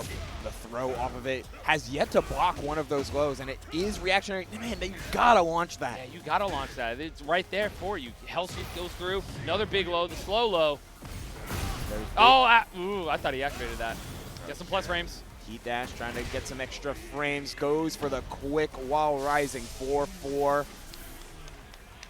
Man, oh man, that's a tough one. But that's where like Heihachi is so. Heihachi and Mishimas in general are so flexible and so fluid. They can apply a lot of pressure at a lot of different ranges. And Leroy, who's a character that kind of wants to turn defense into offense, can be left grasping at straws a little bit, depending on how well the Heihachi or whichever Mishima, in this case the Heihachi is being played, very, very frame tight and execution heavy from Electrical Steve, and it worked out like a charm. Yeah, Electrical Steve looked really clean there. He did not let anything, you know, phase him. It seemed, even though when it seemed that Jet was starting to get the ball rolling, right, it seemed that Steve was just always ready. I think it's the words or the words for it. He was always ready. He was always on point with the punishes, throw breaks, anything practically, man. He looked good.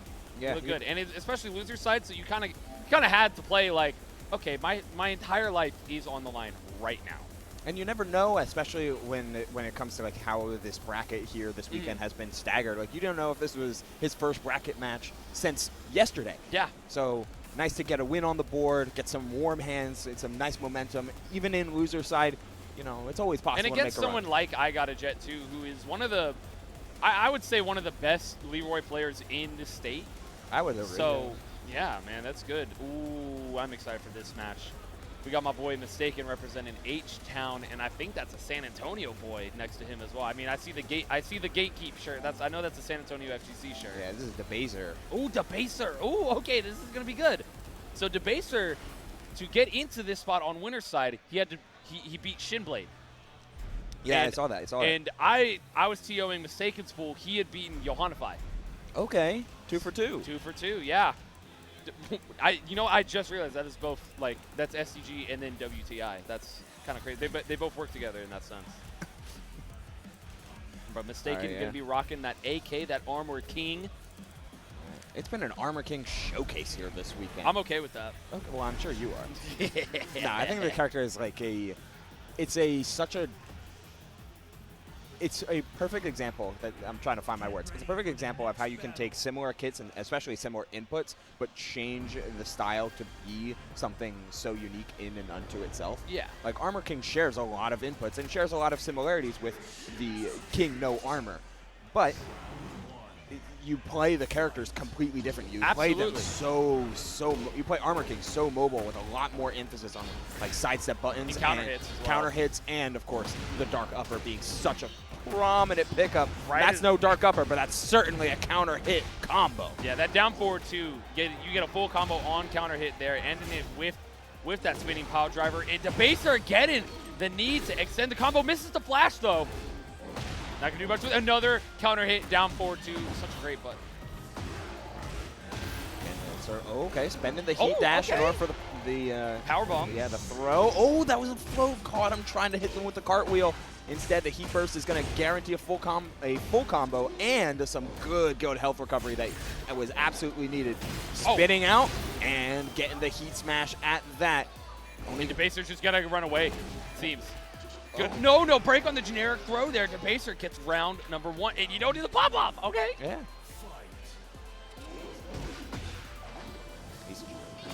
Oh, wow. Raw dragonfly stance. And they're putting the sword away. Just run up, going, chopping at the legs. Wow. Debaser does such a good job of getting out of harm's way, avoiding that blue spark giant swing, and punishing Mistaken for that, getting caught by it, spinning kip up. All right. Oh, he's going to choke him. Ouch. Yep. Oh. And then, yeah, on the quick get up, just pulling out that mid. That down back forward, or sorry, down forward 4. He's a perfect checks as we try to spin out again as the dragonfly got caught. Can't get away with those raw mix-ups. Oh, that's good. That was smart from Debaser. He saw it. He was like, I don't need that. I've been trying to hit that combo for so long. That is so difficult to do. That the hilarity after the 4-4-2 counter hit. Oh, 3-4-1. No, he's going to Mexican uppercut. Gets more plus frames out of it and gets the heat smash right out of it. That is classic Mistaken stuff right there. I watched him do that literally all day today. Seems pretty good. Oh, okay. Yeah, the 4-3-4-1 mix is kind of nice at the wall because you get you get the flip over. Yeah, you get the with flip it, over, yeah. all that stuff. Yeah, good size up too there for Mistaken. Baits out flash, not gonna get it though. Spending a lot of time just like trying to go raw into these stances. At a certain point, you know, I kind of want to see it play a little bit less stance focus, or a little bit less like overt stance focus. Like mess around with like the sword no swords type of stances. And we're getting into flea stance, spinning again, raw into the dragonfly, just trying to keep Mistaken on the back foot, but just was able to block it out. What the? Knee! He bet it all, risked the life. And how much are you going to spend now? No! Guess for Dragonfly! Went over the toe kick! My fault. Yeah, my fault for thinking it was over. You play your game, boss. You You play your game. You're in top 48 for a reason, Debaser. You got this. You got this, man. It was concerning for how often Mistaken was willing to check, but he perfectly tried to play around it to win that final, that second to last round. Final round here of game number 1. Getting the flash combo forward 1+2 as the finish, trying to encroach a little bit further. It's hard to keep him down though. You know how active Mistaken is being, especially with that loads of flash getting blocked. And Nice. Mistaken ending it off with that forward 3. Mistaken. I mean, that was nail biter in a half right there. I mean, half my fingernails are gone now. Oh yeah, we're chewing away. Yeah, I'm chewing away at them. But Debaser, dude. I mean, he looks great, even though it was such a great round, that round 4 was. Here we go into our second game between these two competitors. Mistaken up 1 right now. Yeah, what I liked about how Mistaken played that 5th and final round of the previous game is that he didn't let one hard read just distract him away from executing his game plan. And Absolutely. that's being active. That's poking with a lot of these like down forward 1s and down forward 2s to try and pick up combos. If you're always trying to engage into this range 0, force Debaser to play your game and adapt off of it. Now, some high evasive, some clutch ducks, and full crouch mixes starting to come out for Debaser as we got the sidewall combo, pulling away back to center into the flea stance. What the? Maybe chilling there a little too long. That's okay. I love that Mistaken got the pickup there from that wall rising 3. Because it's such a weird situation when that happens. Dragonfly? Yeah, just going for the mid. Okay, keeping it tight.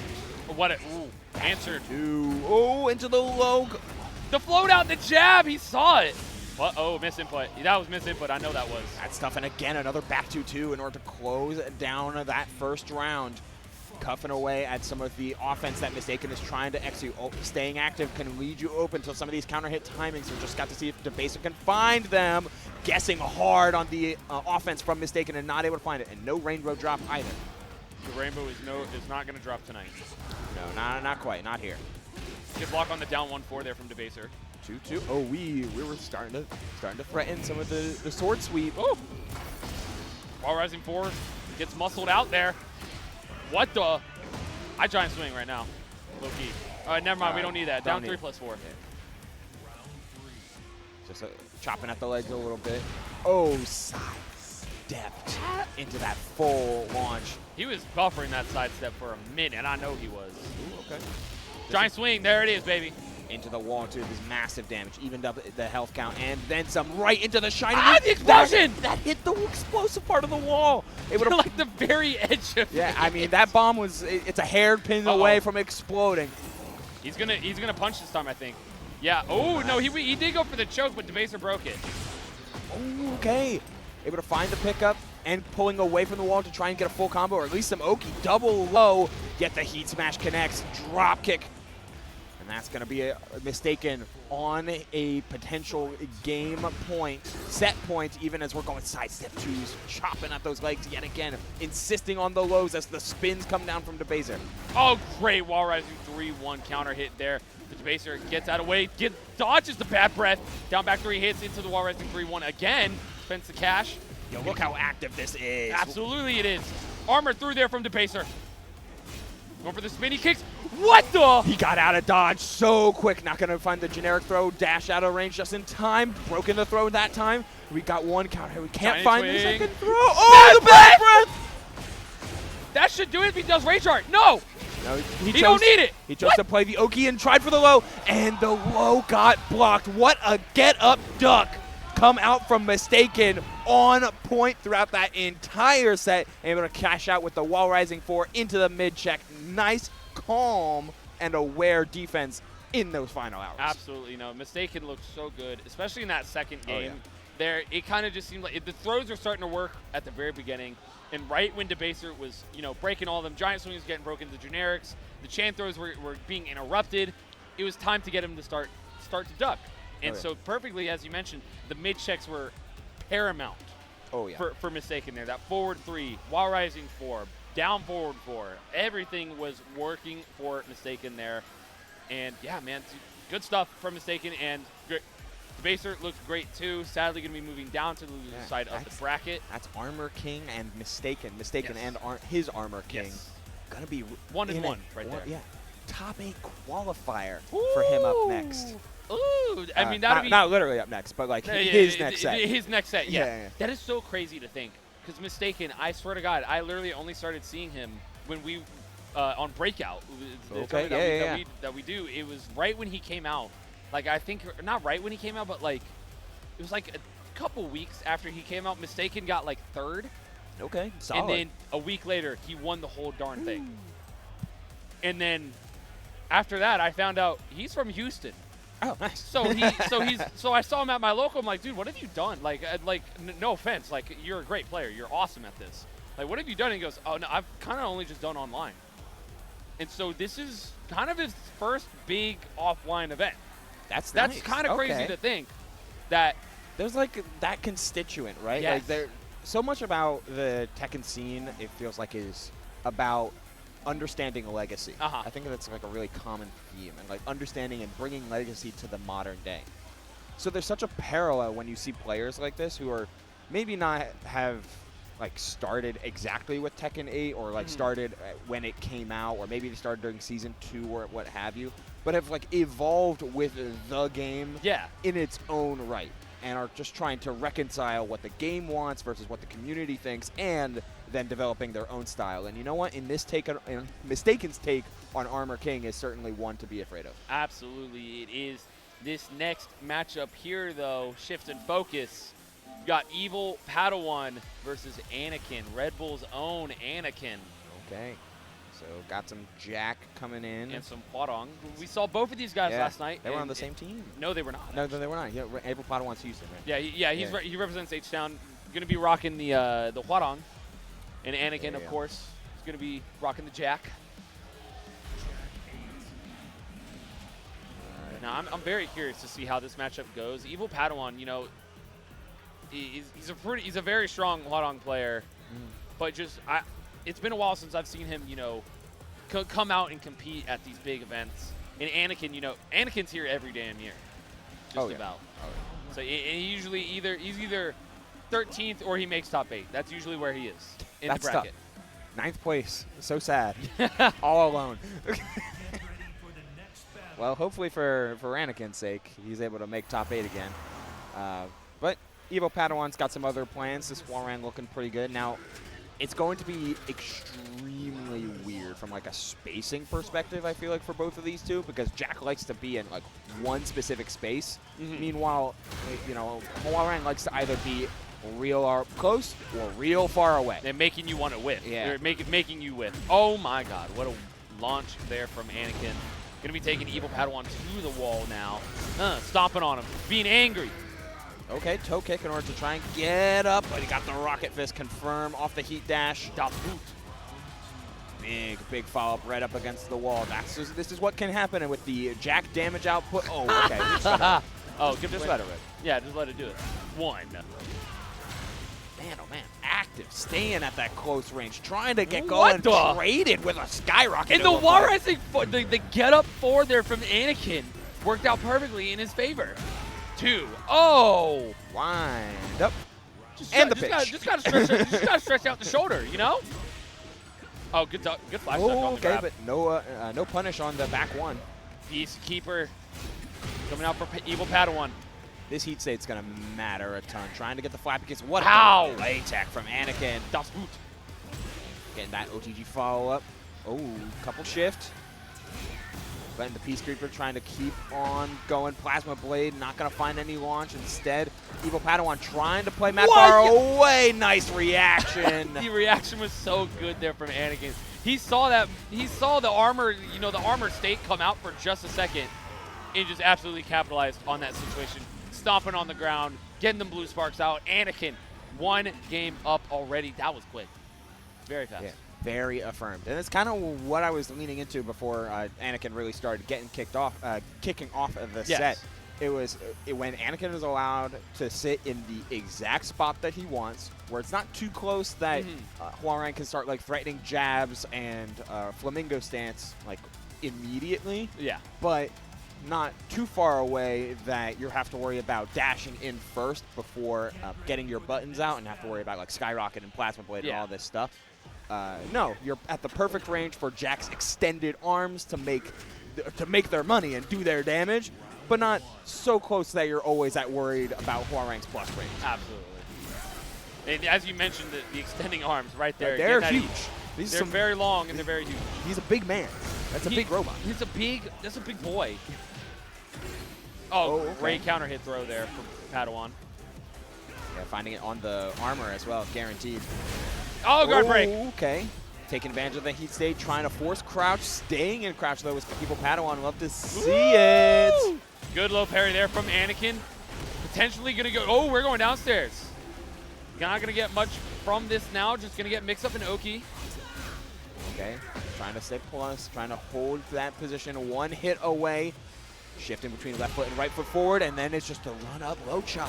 That down one there is so good there from Jack. There's a lot of like visual noise coming in from EvilPadawan. It's like, oh, am I left foot forward or right foot forward? No, we're going downstairs because Anakin does not care about your stances. That's the Owen Hart power driver, by the way. So true. All right, quick little kick. Wall rising 4. Padawan deciding to challenge. Oh, dirty bubble. Oh, a regular bubble this time. The clean bubble. And the heat smash. Anakin 2 rounds up immediately, man. You can sense it. You can taste it. Nice. EvilPadawan starting to feel like he's getting a little antsy, starting to want to get a little more active. And there he is, getting caught, pressing the button again on the delay timing. Another guard break, too. Not going to get anything after it, though. Good stuff from Padawan to just keep pressing the buttons. Oh, man. Wall rising 4, not able to get the pick up that time. Small punish, though, down 3+4, and here comes the lows. Here comes chopping at those knees. And Padawan finally getting on the board here. With those simple little kicks, you know, like you mentioned, man, it's kind of what Padawan has to do. Okay, nothing comes from that combination, though, from Anakin. Okay, just trying to get out of there, I guess. Got blown up for it. But, I mean, you're exactly right, Lucy. Like, we needed to... I mean, Anakin's going to get almost a full combo going. If you're going to try and play at such a far range, then you've got to be absolutely certain. Oh, the parry! Trying to kick. And then instantly into the rocket fist. Rocket punch. And right in the... Man, Anakin just cool, understanding, not flustered whatsoever against Padawan's attempt to go from full screen into close up, then back to full screen. It's like, no, if you want to play at those ranges and just try to go at you toe for toe when it comes to like who's going to initiate first and who's going to try and force whiff, well, Anakin is very, very certain where he needs to be and what positions he wants to be in to maximize his moves and make his offense as efficient as possible. So trying to get into that war was almost like trying to, beat the Grandmaster at chess.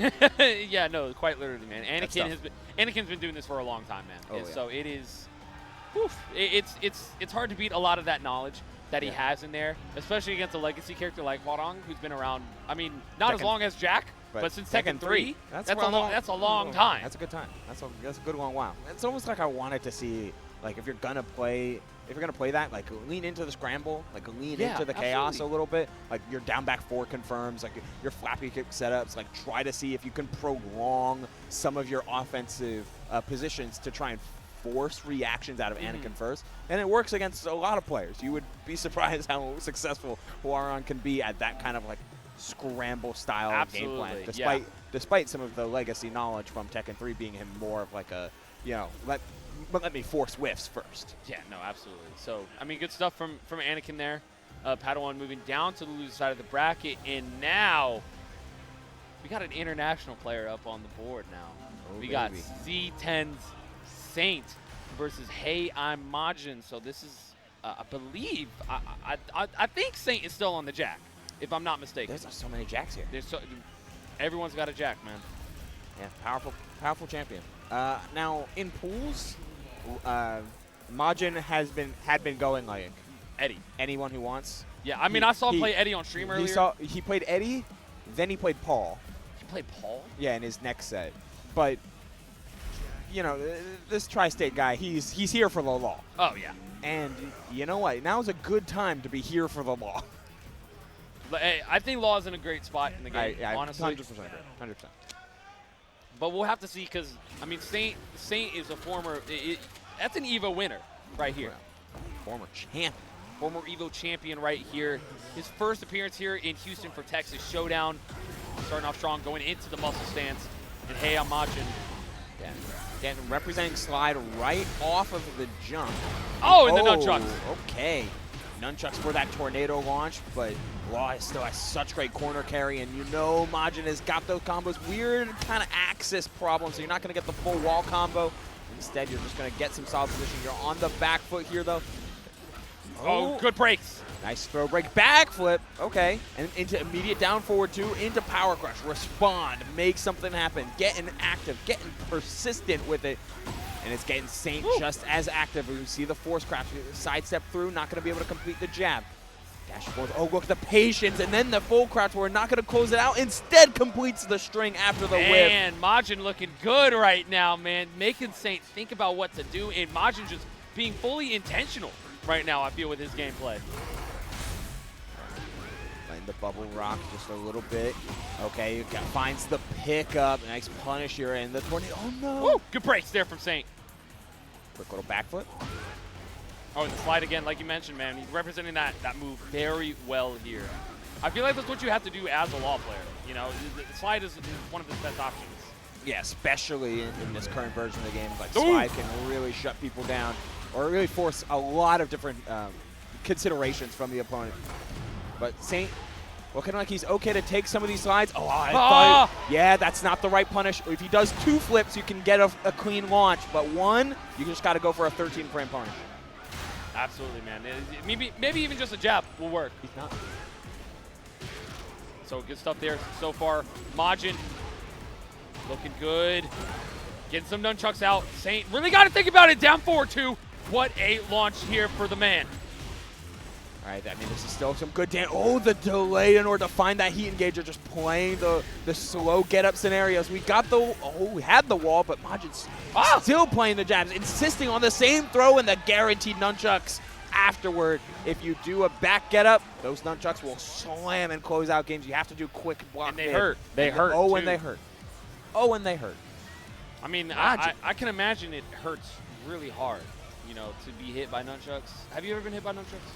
I haven't, but now I'm considering, why would they make Jack feel pain? Dude, yeah, why would they implement that into his AI? Why would they do that? I guess so. Like, I can understand, based on the existing lore of Tekken, he could feel emotional pain, but Yeah. why would he be able to feel physical pain? Questions that we are left asking after Harada. Anyway, down forward 2.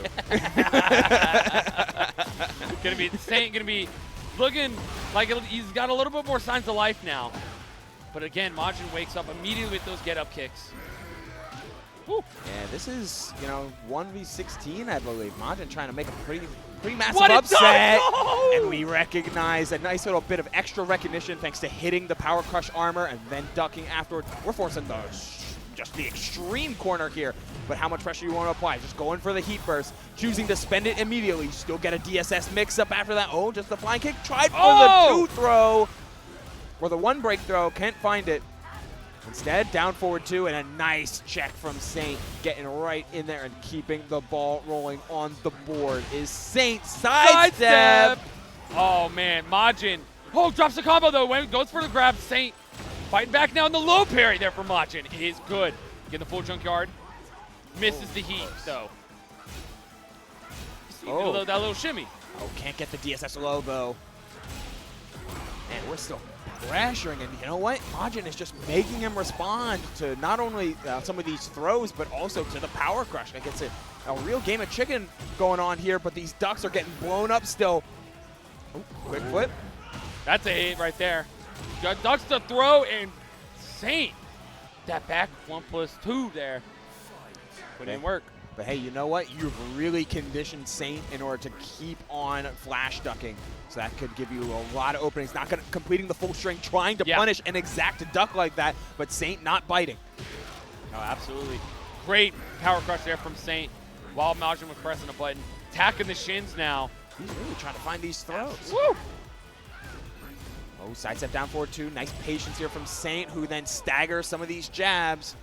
Keeping control, knowing that Majin wants to take his turn back and will do almost anything in order to get it between jabs, between various 4-hit strings, and throws. Like, we've seen Majin try to respond from a block scenario with just about everything. No, absolutely, man.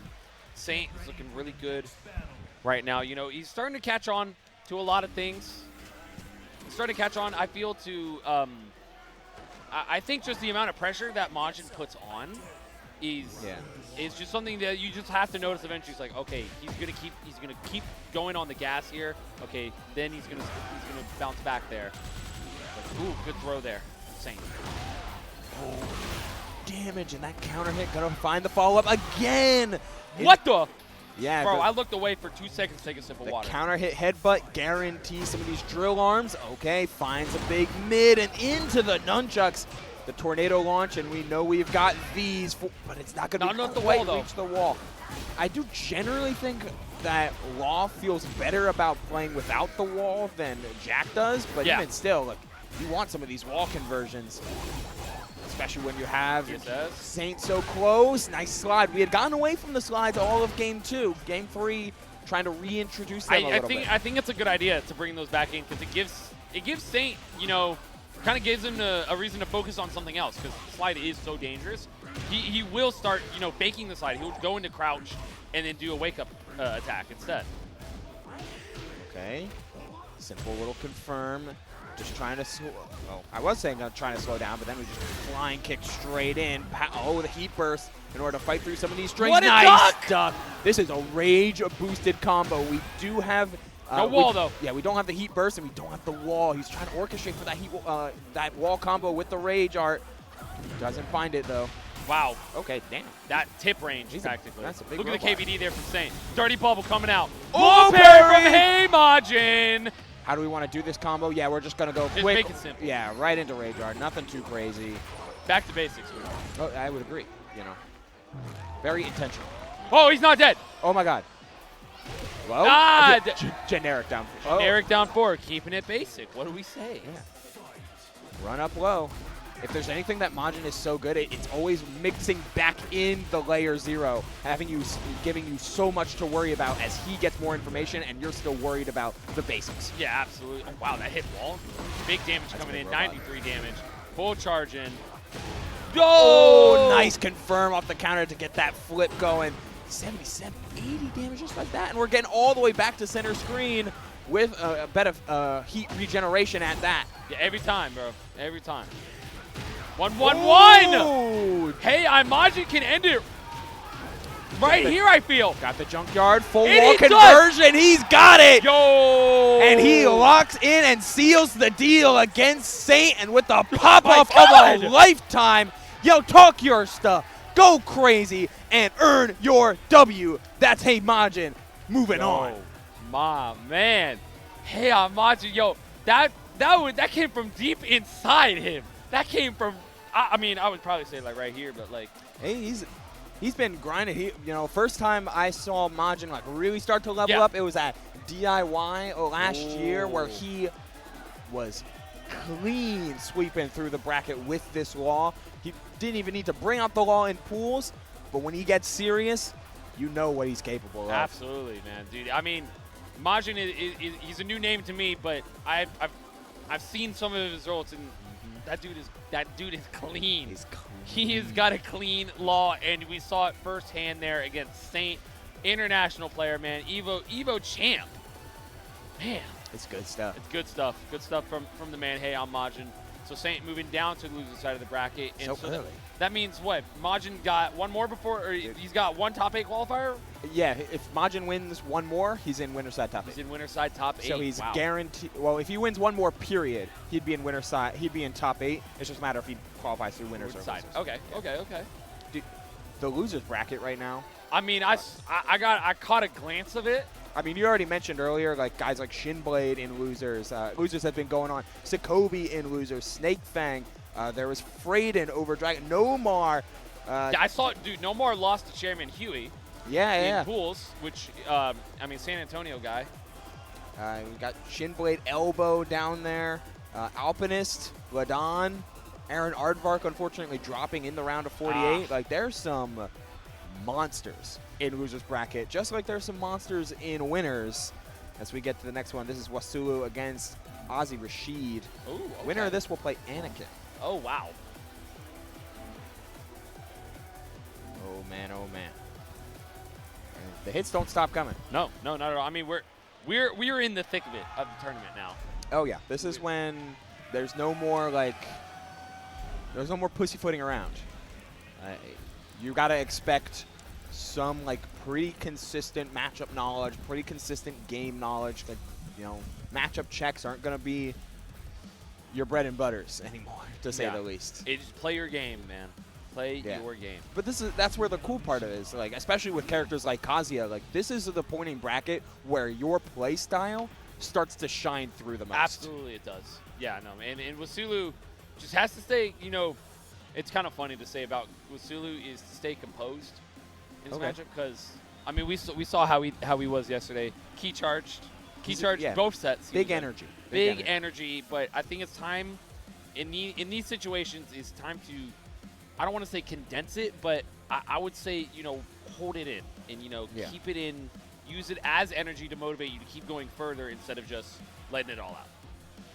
Yeah, 1000% agree. Like the way that the best competitors end up playing, and the reason why like tournament-winning pop-offs can get so big is that they're bottling a lot of that adrenaline. Absolutely. They're controlling a lot of that impulse in order to play a controlled game at heightened awareness, because that's what the adrenaline can do, but you can't let it overwhelm you, because then you start getting haphazard, then your buttons start getting like off-timed, you're not playing in your flow, and you're not playing your game. Yeah, no, absolutely. And I mean, and to add on to that, a lot of other things can go wrong there. Like a lot of players also focus on their breathing. Yeah, that's a big one. Keeping calm. Hydrated. Hydration. Yeah, always drink your water, folks. Drink your water, Drink chat. water. Water check. Water check. I'm drinking it right now. You can listen. But no, I think it's a great idea for Wasulu to just stay composed in this situation. Yeah, that's like the way that Eddie Kazuya often works as well. Like it really rewards the player that is. Most matchups reward the player that is more composed, but like Kazuya and Mishima styles in general oftentimes force you to play with a little bit more discipline in mind. You can't be too risky, especially with these, like, depending on the level of Kazuya and those perfect electrics or down forward 2 confirms. And Eddie, of course, as well, also forces a very, very high amount of composure because of the movement and the different stances and the range at which you can apply these pressures. And we know that Wasulu is looking for the big launches and willing to threaten lows. We saw the forward 4-3 get punished, so instantly we're going for that big mid launch. Yeah, absolutely. So good stuff from Wasulu so far. Keeping this, kind of centered right now, making Ozyrashid come to him at range and with punishing right there as well. Ozzy in. That was the startup of Hell Sweep. Yep. Oh, sidestep through. Oh, okay. I kind of like that. Instead of going for the launch, going for the heat engager for the health. Oh, pushing away. Yeah, that way the demon form parry is online against some of these prolonged offensive states. Oh, run up. Low heat smash. Okay. What is this, online run up heat smash? You know what? Put it on the table. Oh, down forward 2. What a good move there for Rashid. I hate this combo so much, man. It looks so ugly. I'm not going to lie to you. Yeah, I'm not a fan. Down forward 2, perfect electric. Otherwise, nah. Yeah, I don't want it. Just hit the one frame. just do the one frame. Just hit the one frame. Forehead. Good stuff here. All right, so that's 3+4. Wasulu on the back foot, though, forcing crouch. A nice little throw break. Oh, catches. Wasulu stepping. All right, Ozyrashid undeterred. Oh, okay, we're starting to see it. Wasulu's catching on to the, Ozyrashid's first instinct on a defense is to flash duck and then block mid. So he's following along on these timings. Good hell sweep there from Rashid. Heat activation for Wasulu is good. Good down 2 there from Rashid as well. Wasulu going to spend that cash early, trying to get some damage on the board here. Just put something in Rashid's mind. It's like, dude, you can't stop me now. Got 2 stacks of Majinga. Yeah, this is so dangerous if we're able to get into handstand. Don't even need it. The transition to handstand was enough. Getting that first round on the board. Oh, force crouch into the hell sweep of your own. 1 stack of Majinga. Okay. The Wavu, that down 2 is good there for Rashid. While rising forward. Man, just pressing these small buttons for Rashid. Just trying to whittle away at that health bar. Wasulu trying to find a big opening here. Great punish there from him. Kazuya gets really rewarded by playing some small Tekken. It's just how small can you play as your health gets lower and lower. The trade with the heat burst going to close out the round. Wasulu keeping up the pressure. And just finding better ways to get into that range that you want to be in. Getting all over as the throw gets broken, but we're still peppering at these legs. Great shoulder there from Wasulu. Oh, woo, the power crush is great as well there for Wasulu. We've yet to see like a Devil Fist, something that can close down the mid-range and to keep Wasulu from having all of the control whenever not at range 0. Yeah. Like things like Devil Fist are so important for that because it keeps Eddie honest in terms of when he's allowed to attack. But we haven't seen those. He's been playing Ozyrashid has been playing very turtled. Wonder if we're going to see some attempted maybe he's going to open up. change-ups. Yeah. Maybe he's going to open up a little bit more. Just a little bit. Yeah. Because Wasulu, if like I said it last night, man. That's tough. That hurts. Yeah. That hurt me. Round start hell sweep is an instant block too. That's gotta hurt. That's gotta hurt the soul. Yeah, at this point, like, you'll start, as soon as you get out of this range, but it's so hard to get away from Wasulu. You saw the attempted sidestep over and over. The accessible wall here is going to give us some 7 golden letters. And Lucy, man, I foresee a key charge. I foresee a key charge, man. If it goes like this. He's just so active. He's not letting Kazuya get by. Finally finding a back 2-1. Oh, it tucks it. Okay. I mean, that's big. That's a combo. Small combo, but whoa. Okay. Sure. Yeah, we like those, I guess. All right, trying to represent jabs a little bit. The counter hit throw not going to get broken. Giving us a free heat activation. A run up. We're getting right into his space, but the power crush is there. The wall rising 4 after after the crouch dash.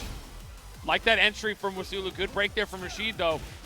The punish or the counter into that mid check from Wasulu. 1 round away from taking this 2-0 over Ozyrashid and moving on up in this top 48 bracket to our top 16. Great twin pistons punish there from Ozyrashid. Going to be taking Wasulu to the wall now. Yeah, Ozzy is seemingly very focused on trying to defend against these lows. So Wasulu is just overwhelming him with these mid checks, blocking the low again, but not finding the right punish. Good duck on that throw, though, from Rashid. Ooh, okay. Quick little mid-string and then ducking on the high into that wall rising 2, completing the wall combo. 1 more is needed, and the low poke will do it.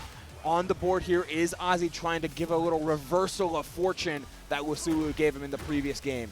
Absolutely. Wasulu already threatening with mids. Ooh, the side step. Yeah, I love that. And Wasulu again back on that active on that activity. He's all over him right now, and Ozzy wants to insist on these side steps, and he's just not getting the opportunity to. A quick flash hook is going to avoid the side step 3+4. Negativa canceled into the throw break. Perfect but stuff. the wall is not on Rashid's side there. Good down 4-2. It's a punish, but it's not a clean one. Oh, good low block down forward too. Ozyrashid building up the offense now. He's picking it up with the side step into the tornado. Nice little wall finish, missing on the heat dash follow-up. Devil Fist, right? We want to get it right up in there. No, we're going for the back 2-1 in order to dash forward. Oh, it's down forward 1. It's pressure. It's timing. We're looking for the hit. The block come from Wasulu and the throw. Do it, Wasulu. Key charge? Yeah, what'd I say? What'd I say? What'd I say?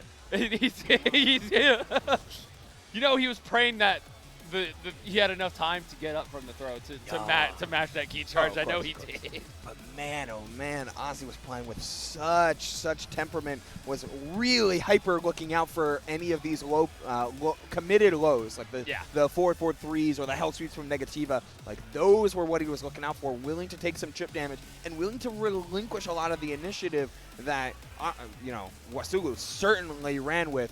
But we started to see him really lock in on when and where to find those blocks and find those counter hits. It was just the instinct to play a little bit slower, biting him in the end as the final seconds counted down. No, absolutely. It just came down to who was playing more actively, and Wasulu did exactly that.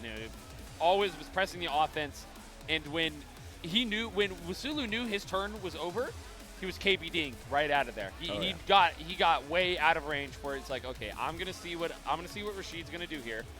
I'm gonna wait. I'm gonna be patient.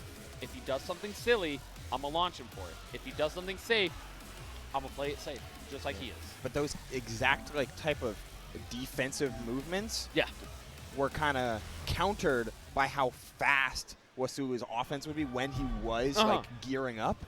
So. like at the same time, like you want to put out these big buttons, those like patricide fists to try and keep your turn going, but then the quick buttons would stop you. Okay, so then I need to play slow and block, but then he's out of dodge. It's like, wow, the change of tempo and the change of temperament really played into Wasulu's favor as he moves on to play against Anakin. Ooh, man, and now we have gotten KingReyJr, who I've been seeing online a lot, not just online, but this kid is a prodigy. He's pretty good at the game.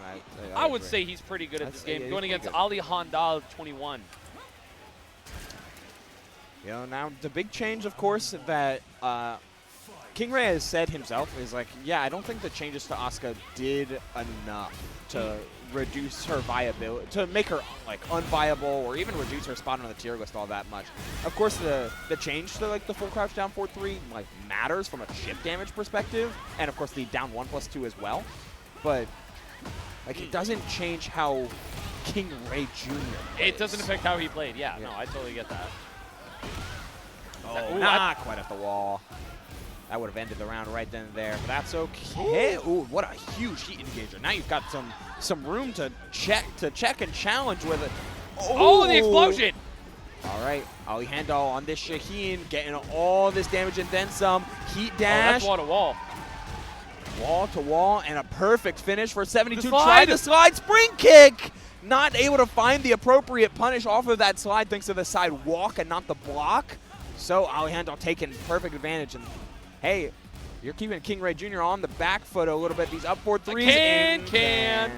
Dr. Pepper, Mr. Pibb right there. It's always there. Always something to look out for. 93. Keep up. Does not work out. Okay, weird little axis issue there. All right, just trying to use the heat burst in order to get some armor going. All right, that's a big tornado launch, a big counter hit at that. Getting the sidewall, getting the wall, not one of the explosive hits though. So just evening up the, look at the recoverable health, by the way. No heat on either side, so KingRey's taking advantage. Oh, down forward two. What a good button there for KingReyJr. Finding that opening against Ali Handal. Going to the wall, and that should do it right here. KingReyJr with round number 2. But I like that down forward 2 timing. Yeah. Because he just showed Sabaki and then started like moving forward with it. So like if you're gonna do Sabaki forward movement, Ali plays like attempted crouch launch or like a full crouch button. KingRey, perfect stuff in order to find the down forward 2 and that early. Oh, what? Yo!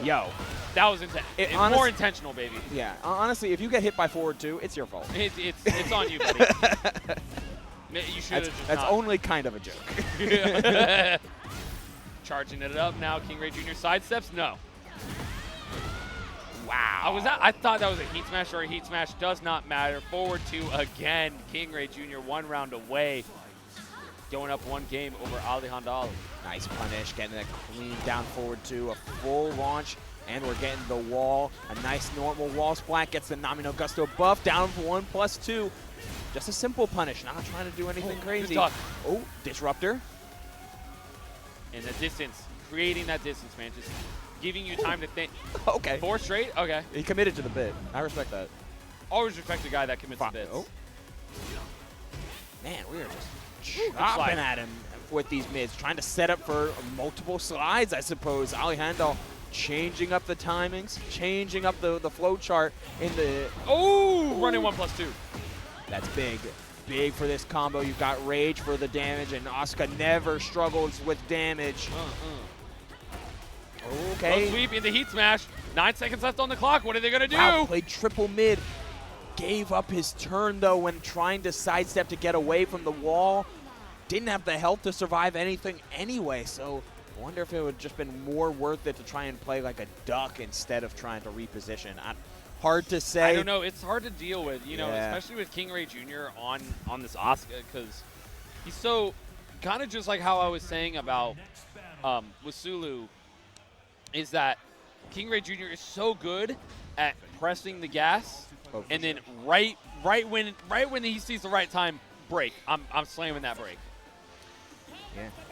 All the ability to press forward, but then can lean on the characters you own, like long What a time strengths. sidestep. Oh my Being God. having a great sidestep, having that Sabaki, the can as well. Always things to worry about. That Alejandro is like trying to measure just what offense he's trying to press here, and KingRey is taking full advantage of KingReyJr. on point with these gaps. He's seeing the vision, he knows the frames, and he's making sure Ali gets up. Oh my God, bro! That it's like that gif of like someone just seeing all the equations pass through their head. That's exactly what I think KingReyJr. just went through. He's got a keen eye for those little things. That's what happens when you've been playing the game since you were like 5 years old. The kid's good. What can I say? He's nice. He's nice. Tekken 8 didn't like that, though. He's like, all right, actually, you're on that side. You're over there. We play a 3D game Oh. here. Ooh, Good okay. power crush. Alejandro fighting back now, though. Activates heat. Sidestep 2 there for KingReyJr. Goes for the windmill kicks and gets the kill. KingReyJr. 1 round away from moving up in this bracket. All right, wall rising 1+2, trying to see if we can get that counter hit. Quick little low into some of these down forward ones. Shaheen can threaten strings off of down forward 1. It's just a pure mid check. Okay, quick low into more poking. Trying to slow the game down. KingRey finds a clean backdash into forward 2. Yeah, absolutely. KingReyJr. now working on this big combo here. This wall carry going all the way. Oh, that's guaranteed. Well, So normally you get a guaranteed, the guaranteed kick after, Yeah. or guaranteed OTG. Oh, he don't- just played it an extra layer. yeah. And Asuka has enough damage on all of those crazy openers that if you just get one read right, it can turn into a 2 or 3 touch game. That mixed the hell out of me. I'm not going to lie. Yeah, I got hit by that. Yeah, I'm with you. Yeah. My hands are in the air. We got hit. Yeah, we got hit there. I lost. Oops, my bad. My Shaheen wasn't good enough, fellas. No, that's tough. Like, KingRey's just, he's the second seed for a reason. Like, Yes. he's so good. Like, he's so fully aware of what his character can do to not only maximize his offensive capability, but also what it does to an opponent's mental state. Like, when you have something like a can or like a really good sidestep or something like a sidestep 2, like these just like generally power, a Sabaki even, like these powerful defensive buttons, parries out the of both punch and kick varieties. Yes. Like that changes the way your opponent plays in tangible, consistent ways. And if your opponent's not changing up their gaps and changing up the times in which they respect or disrespect you, that's going to leave openings that you can exploit. No, absolutely. So in this matchup here, we are going to be having Kyuda representing Sugarland, Texas, which is 30 minutes away from here. That's not bad. Yeah, no, not at all. No, that's. I mean, I love going to Sugarland, but I got my boy Dingus repping the Anna and repping DFW, representing Dallas. Okay, first I've seen Anna in a little bit. Like, character had a bit of a fall off, but like not one that's like too crazy. No, not at all. Just some pretty substantial nerfs to her prolonged extensions. Like more things being sidesteppable mid-string certainly helps.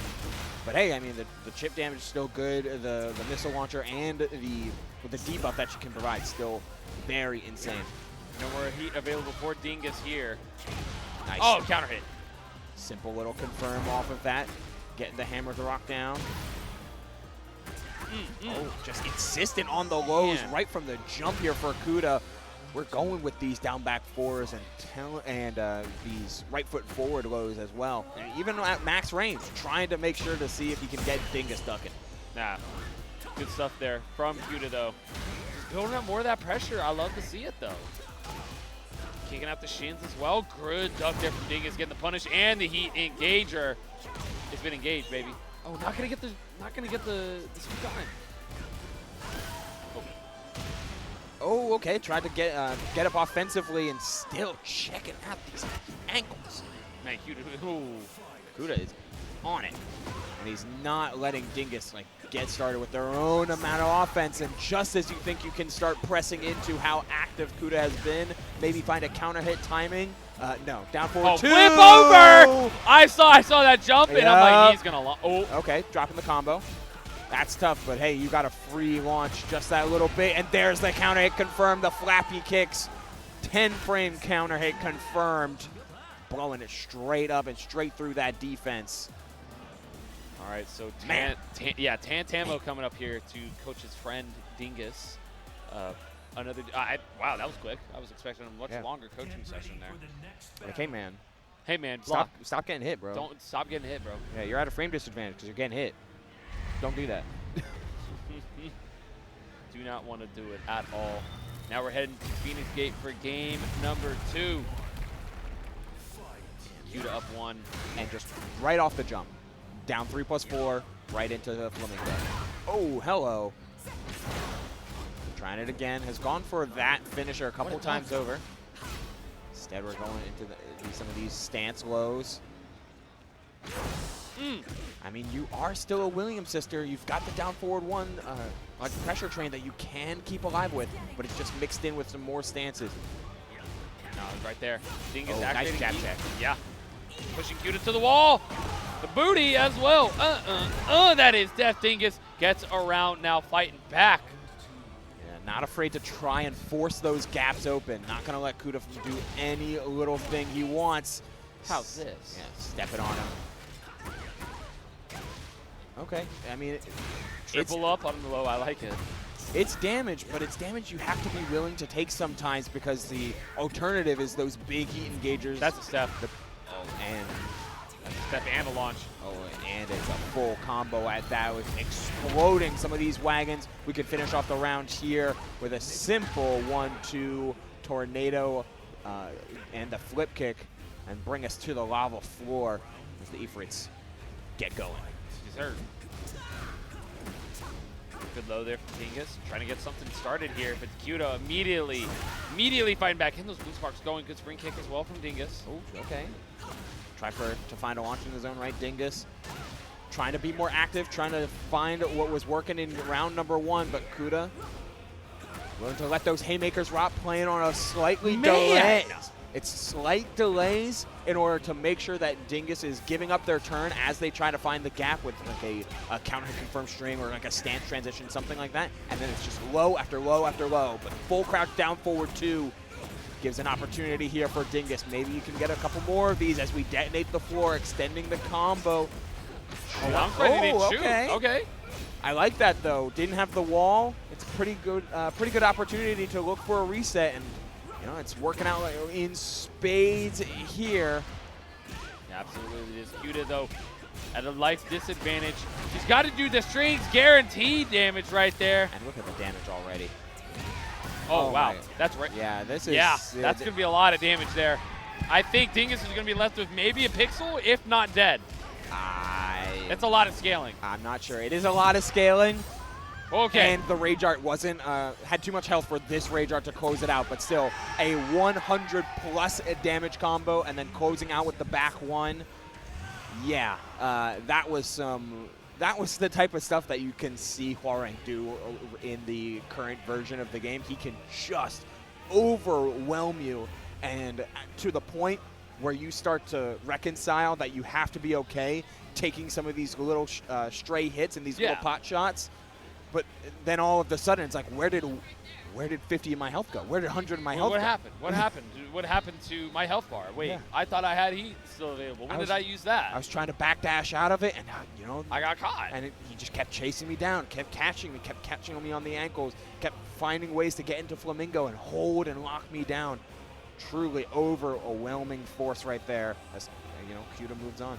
Yeah, no, absolutely. So good stuff from Kyuda. Dingus sadly moving down to the loser side of the bracket. But I believe, if I'm not mistaken, we have 2 more winner side matches coming up in the round of this winner's side. On this side of the bracket. Yeah, I mean, we're going to be getting through, I think, most, if not all, of the matches up until top 8. Yeah. I mean, not everything is going to be streamed, but like we're going to be streaming a lot of it already.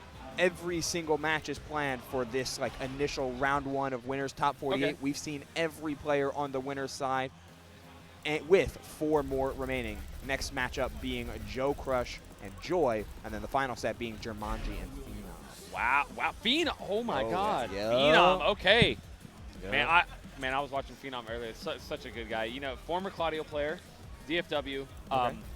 Now he's on the Lily. Okay. So, all right. So just got a lot more movement now, but we're not on that match yet. Yeah, we're on the JoeCrush and Joy match, so we're going to see Anna again. And Joy's a player that started up recently, too. Yeah, just recently got signed by Oni, I believe, a couple months ago.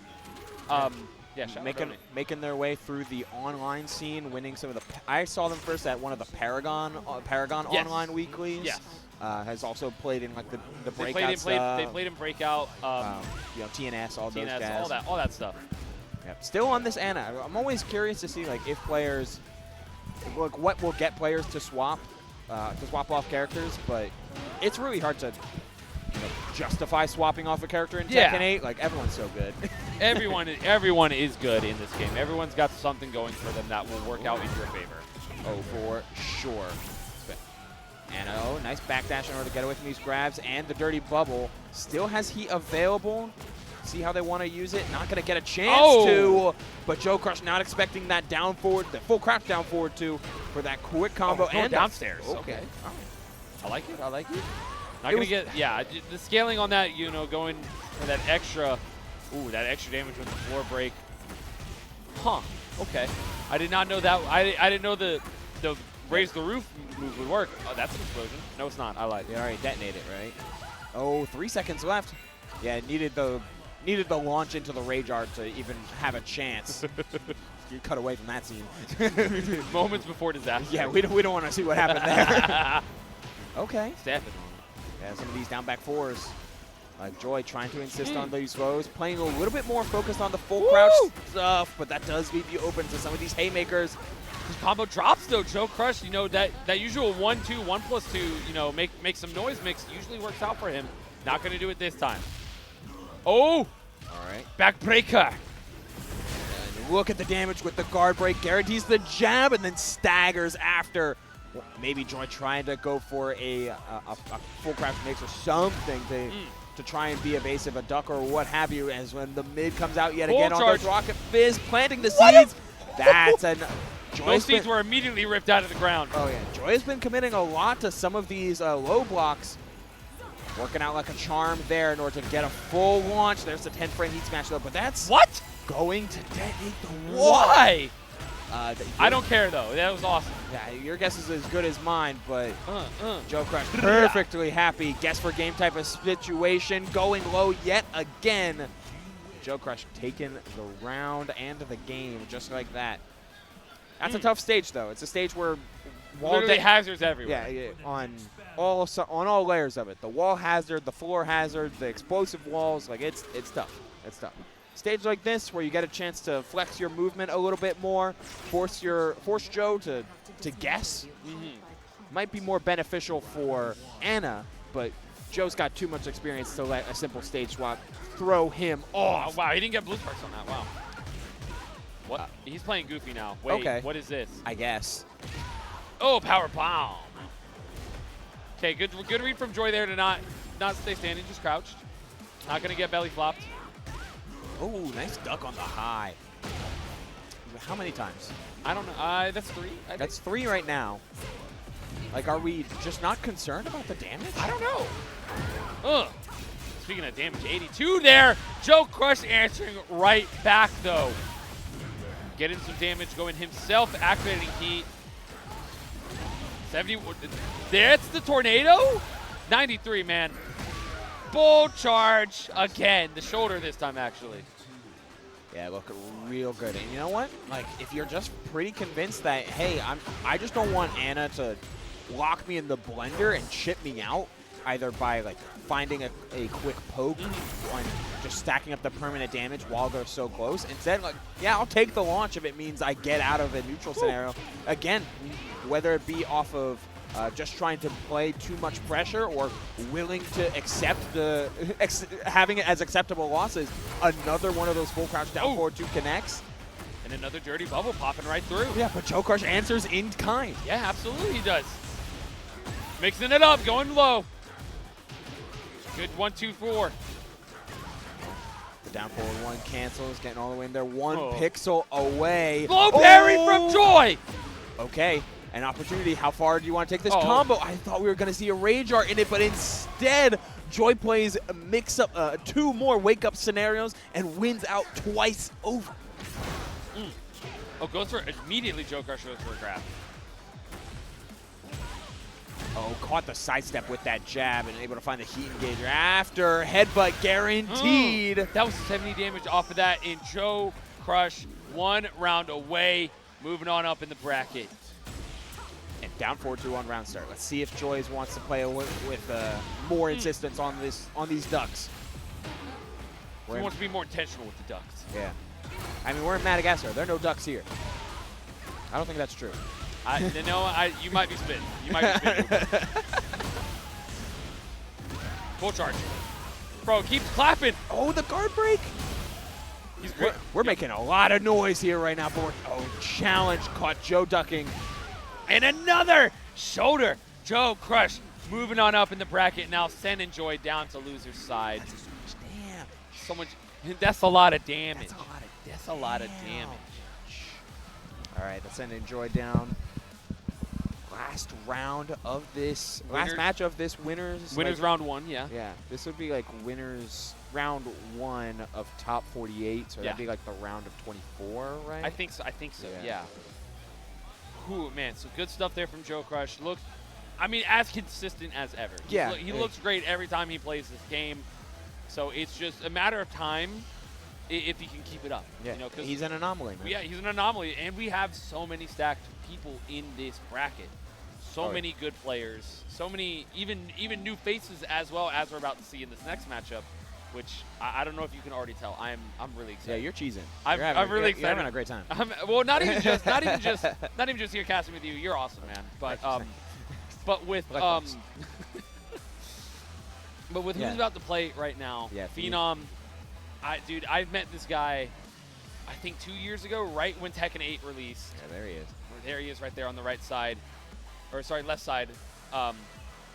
Started off as a Claudio main, and as time went by, has evolved. His gameplay has evolved. His moveset, his movements in general, and it's just all because of the training scene that we have up in Dallas, in the DFW scene with the Baddies Discord, and with Benny the Buff Gym.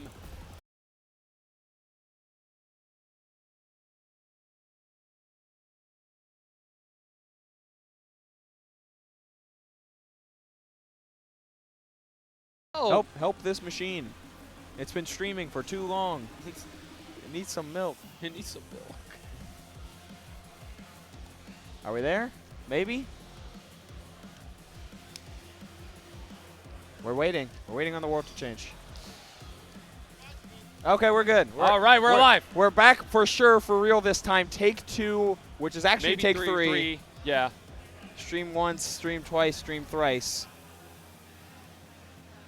With only 5 sets to go. Yeah, absolutely. Perfect timing for it, I guess. I don't know. There's never a good time for your computer to crash. No, that sucks. No, absolutely. But shout out to production. They're holding it down. They fix stuff very quickly back here. So thank you guys so much for sticking around with us. Yeah, putting out fires is as more come out. Yeah, too, it's a necessary skill that you learn in the production field. Absolutely, so, shout out to all 3 streams that have been going throughout this weekend, including the main Texas Showdown live stream, which is currently I think it's on Street Fighter. I think it's Street Fighter 6, yeah. and then we've got Full Bar Esports right now. Yep. I think they were doing Guilty Gear Strive.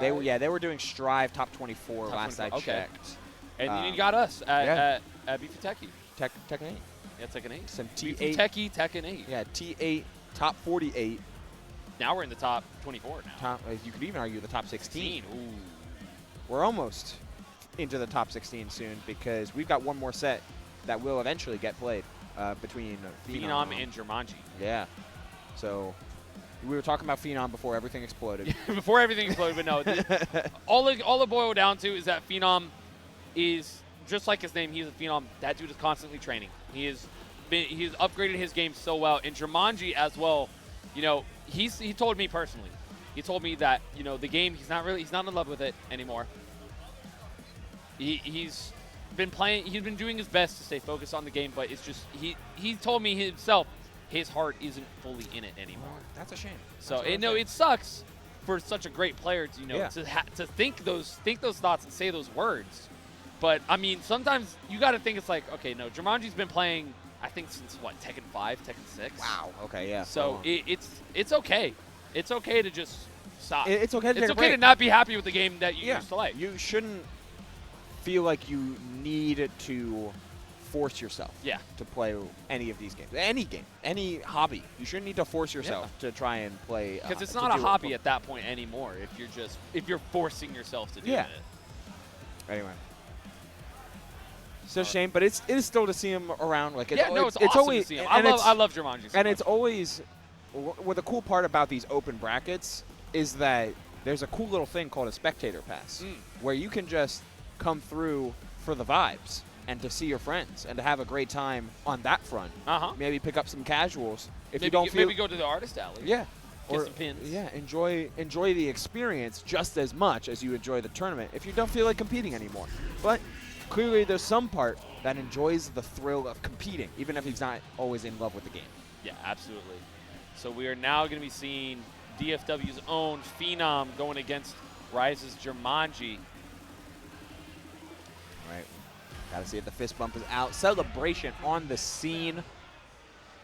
Lily Yoshimitsu. These two are some fidgety freaks, not gonna lie. Fidgety freaks is a good word for them. You know, like they're gonna be not necessarily hyperactive from like a button standpoint, but we're gonna. I think from a movement standpoint. Yeah, we're gonna be spinning. We're gonna be stepping.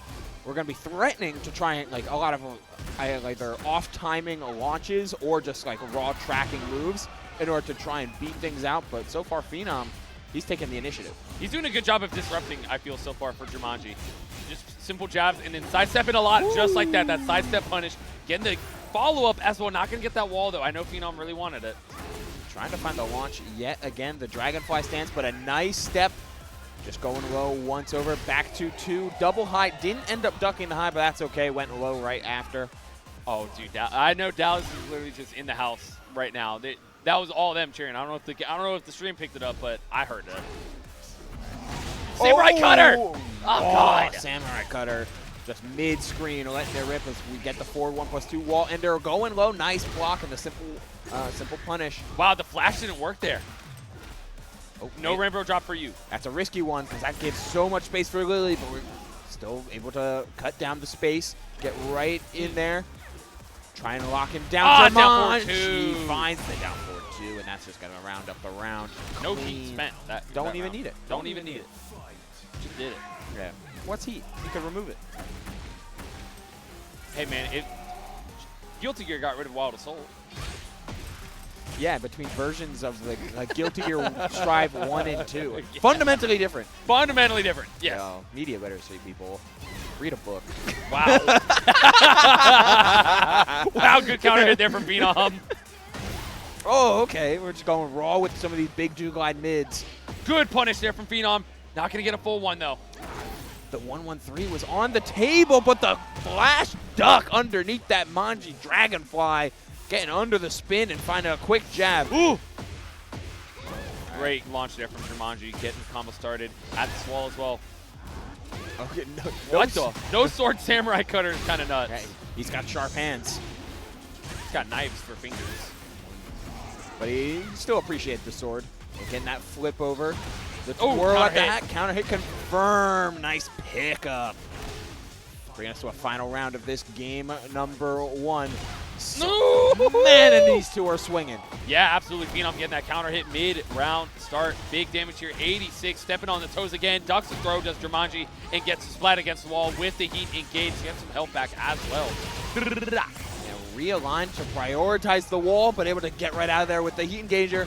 Finds the mid twice over, cutting him down to size. The heat dash.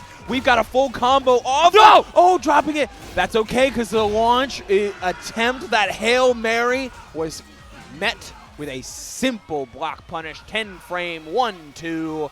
And Phenom taking game 1. A little nod there from Jermanji. He's like, all right. All right, you're good. You're good, man. You're good, kid. You're good. A little too much dip on the chip there. Sorry, I got scared there I got scared a second. Oh, yeah. Those are those type of moments where it's like, oh no, like I just threw the entire game away because I dropped my combo. But that's where composure matters. Yeah, absolutely. And Phenom, you know, he's extremely nonchalant, an extremely nonchalant type of guy. And Jermanji just thinking, it's like, what do I have to do? What am I doing that isn't quite working just yet? to see that pop up here in just a second. All right. Taking the time. You've got, you've got your allotted time, your 30 seconds. Take a breath. Check your controls. Lock in the next stage. Go into This is the Mishima Dojo. Yeah, this is the cousin of Howard Estate. Yeah. No balconies here. No balconies. But It's plenty just of the walls. Plenty of 6 walls. walls that we can break here. Jermanji threatening with that down forward 1, going right into the rainbow drop as well, going into flea stance. Not gonna get the punish. Excuse me. Surprised that didn't hit. Instead, the flea stance. Establishing a different stance that we're going into early and often here as the down forward 2 catches the sidestep. Phenom was finding a lot of success in the previous game, just like letting buttons rock first and then letting sidesteps come out after. That might be layer 1. We're trying to get back to the sidestep-oriented game plan, but Jermanji's finding a lot of time to catch those. The health deficit speaks for itself. And the heat dash is good for Phenom. Going to be taking Jermanji to the wall. It's going to be big damage here. Side steps, excuse me. Yeah, you can do that little hop over and find a quick little back turn punish on the back. Scary, scary. Oh, doesn't complete the string. Good punish on the down forward 2 there from Phenom. 1-1-3. And safe after that move, even in back turn. Yeah, it's nuts. Good break on the rainbow drop. Do not let the rainbow drop connect. Oh, the flash pickup, and even without the no sword stance. But we put the sword away as we're spinning, getting some health back. Oh, gets a low slat. Samurai cutter, gonna go right through the legs, breaking one of the walls, and Jermanji getting around on the board. Phenom's got to think, what do I do here?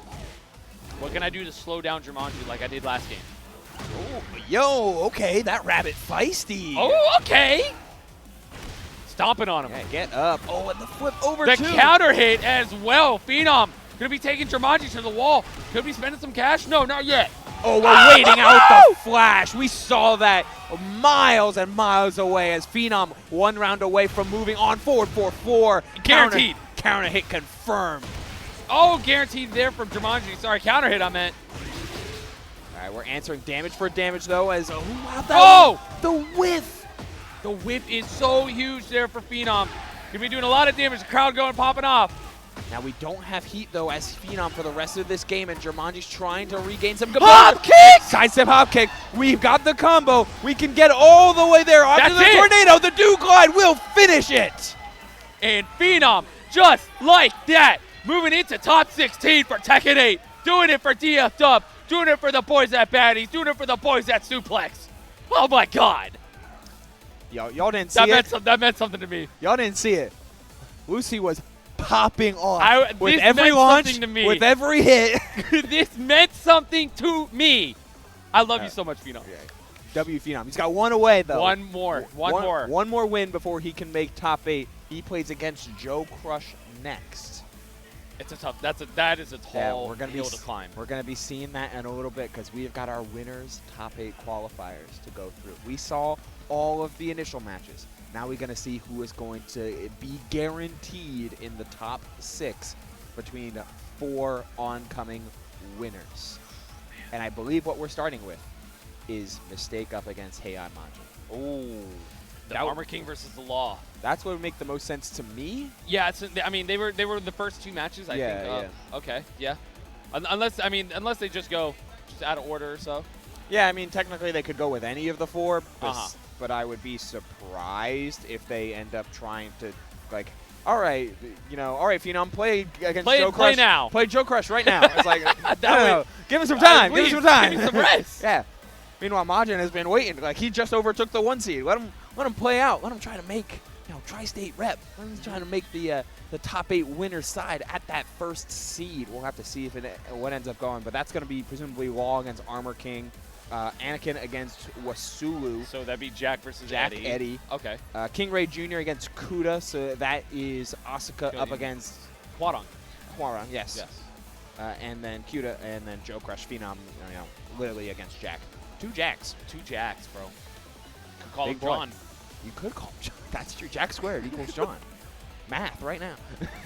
I went to school. Could you tell? True. I've got a college degree, man. W college degree. W college degree. W. Thanks, Mom. It'll be interesting to see, though. Loser side is still going. You can follow along, of course, exclamation point bracket in chat. You know, you got the Texas Showdown 2026, the 25th anniversary event here. I'm joined by Lucy throughout this top 48, and the loser side is moving right along with its own swathe of intense matches and losers in the recent rounds waiting for their potential qualifiers. Saint is already waiting for their top 8 qualifier. Oh, yeah. They smooth through that bracket. Yagi and Ladon are playing. Wow, that's a team kill right there. That's Layden, a team kill. Me. Jermanji and Freyden are playing. Winner of that will play Joy. Shinblade and Elbow are playing right now. Like, it's... Man, I wish we could just stream all I of it. wish we could watch all of these wish right now. we- yeah. These all sound like bangers. Why can't I have, like, 50 eyeballs on every set? I was just thinking, it's like, why don't I just like send out a drone to the other side of the venue? yeah, just, And just like fly like right in front of the set and be like, okay, Whoa, let's man. go to the next. Let's go to the next one. Yeah, I love this. Always appreciate the rapid inventions on like streamer and production yeah. technology, or even just like crowd cams as well, like catching all the different sets. Oh, okay, we're starting off with the Eddie and Jack. Okay. all right. Yeah, this is Anakin Wasulu for our first top 8 qualifier of Texas Showdown 2026 for Tekken 8. All these different contingencies, all these different setups, all these different matches. But for this lovely Saturday evening, this is the biggest one of the day for these two. So far. So far. The loser will have another rather big one. Oh, yeah. Pause. My fault. No, resume. All right, we're keep going. All right, locking the. It looks like Wasulu is like, you know, tinkering with the headset.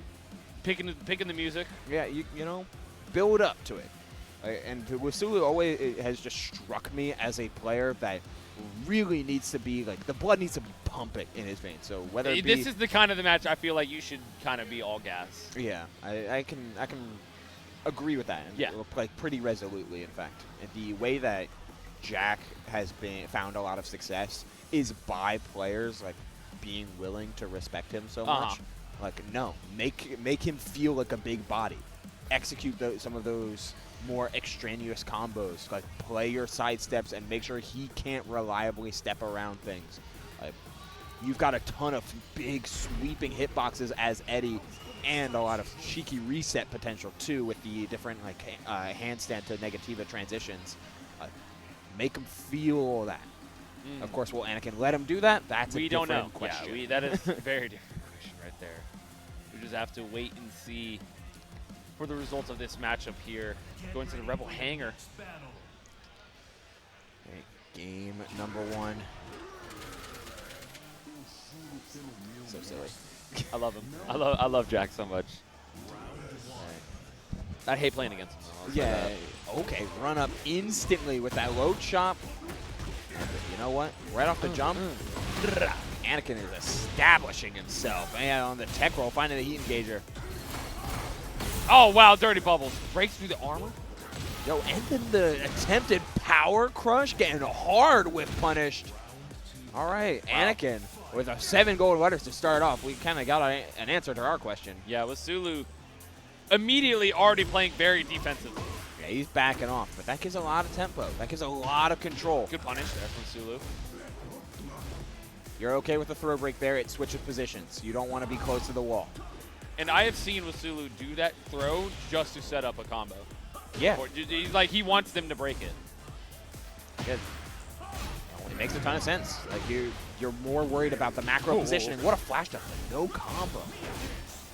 You need to find a hard punish. Nice stagger in the negativa, getting closer, and then the balcony break is going to guarantee you a full combo up to the wall and the wall. Okay, kind of love that. Oh, okay.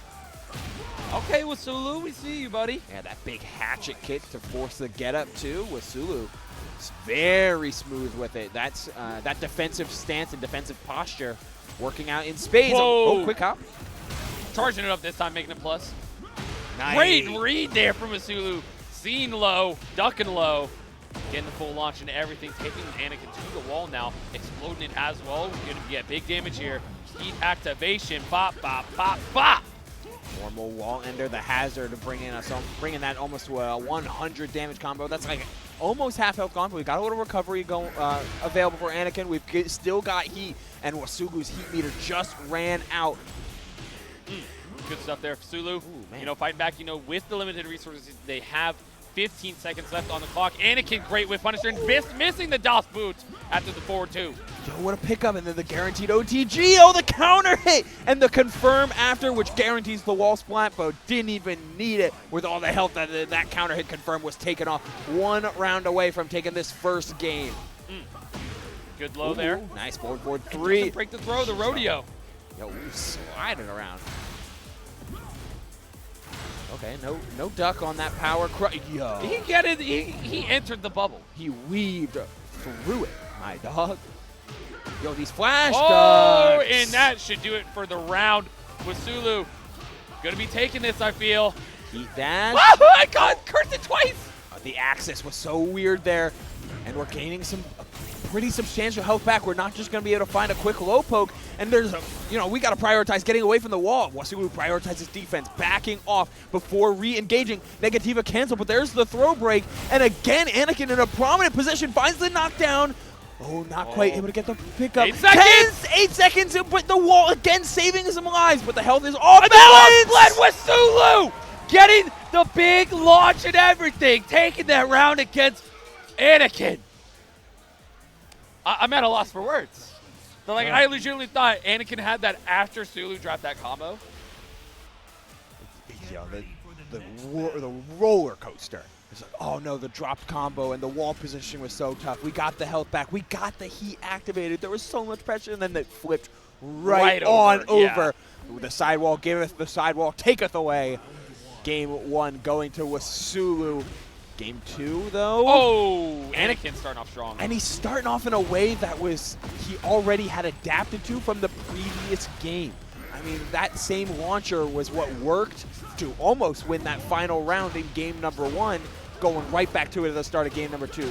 Recognizing the adaptations, but still knowing what you have to do in order to be successful. Healing all of that health back and that 10-frame heat smash, keeping Wasulu pinned down. Can't fully sidestep away until the heat is gone. That's some nice resource management from Anakin. Yeah, absolutely there. Yo, sitting down. Okay, right, we're taking I'm taking a chilling, seat. I'm chilling. Good shoulder charge there from Anakin. With a slide at it too. Nice block on that mid. Hell sweep getting the second man Dingus stack already online. Sidestep 3+4 with. I love it. Just a little bop. All right, good stuff there so far from Anakin. Ugh. Wasulu working on that pressure now. Gonna be pushing. Oh wow! Gets out of harm's way, popping the dirty bubble. Okay, swapping. Okay. Ah, no punish! Yo, you got it. They were just framed like pixels away from each other. Like, dude, the bottom of Eddie's feet like clipped like the air. Okay, pressure on immediately after with that heat engagement, but a nice little break. Stepping away the 4-4-3, getting punished accordingly. Ooh, good breaks. Oh, no heat engager either. We're slamming against the wall. Not a ton of space. How much of these resources we want to burn? Yeah, I like that. Getting rid of that explosive floor. Oh, what? Oh, no. Oh, it doesn't matter. You get it anyways. All right, and that's a quick 3-0 for Anakin, bringing us to a 1-1 set count. Looking clean today. Oh, going back to character select. I think Wasulu just wants time to think. Yeah, you are, of course, mandated to change costume if you do select the character. I know Wasulu always has this skin on. He thinks this thing is swag. Yeah, the jacket is nice. The glasses, the Balenciaga, the Gucci, that Christian Dior he's got on. Yeah, he's looking good. Anakin repping the Jack 7 Jack. Camo pants. Real. I don't think he's wearing any designer though. Probably not. No. This is a standard issue. Standard, yeah. Standard issue, everything. Standard issue shoulders. Standard issue, Mohawk. wrists. The mohawk. Yeah. Standard. Standard shotgun shells inside the arms. Yeah. I think it's one of the funniest things I like to point out about Jack 8. His fighting style says brute force. and it's just he's got no fighting style. It's just yeah, you just. all right. Going to the Genmanji Temple. So we're gonna see more. We're gonna see an octagon shaped stage here. So we might, if we get to those little corners that we see back there, the sidewall is gonna be a little strange on these guys. It's gonna be a little awkward. Especially on a big body like Jack. This is low parry. Yo, off a round start. I think Wasulu probably did like a down forward like 4 or something. It buffered the down forward first. Unfortunately for Wasulu, off that combo, the slightly larger dimensions of the stage make it so this octagon is a lot harder to get a clean wall splat right off the round start. Up there. Oh, no, seeds. Plant seeds. We're tech rolling out of there. Doesn't want to mess with the wall. Nice delay tech, but even better cancel of the heat burst. Still having that heat at your availability in the heat dash. We got a full combo here. Drops it though, but a dog no punish from Wasulu though. Tried to jab it out. Again, that launcher, that quick little flash duck into a clean launch. The damage is high. Weren't able to get a full combo off it. We got so much recoverable health, but we can't risk our body too much. We're playing so slow. Just putting out a knee. Just seeing Hit if... out those little feelers, man. 8 seconds left on the clock. Yo, the side step what? does 4! Oh my God, Wasulu! He was just waiting for it. He was seeing if you could get Anakin to bite even a little bit, and that's when he pulled the trigger. I mean, what did I say about Wasulu earlier? He's so good at putting his foot on the gas and then immediately slamming the brake. He's so good, and also just switching back and forth on it. We saw the defense on hand, and we saw the whiff punish, and Anakin fighting right back. I don't think he liked it very well. No. He's taking his own turn on a round start launch. Yeah, gets the stomp, guaranteed 100 damage off that combo. We got a solid counter hit though, has to realign to try and fix this wall, chooses just to prioritize the Mandinga, and then go right into forward 3. Good duck on the throw there from Anakin, but does not work out in the long run. Anakin still has the pressure going into Negativa. Ooh. Does not matter. Anakin taking the reins into his own hands.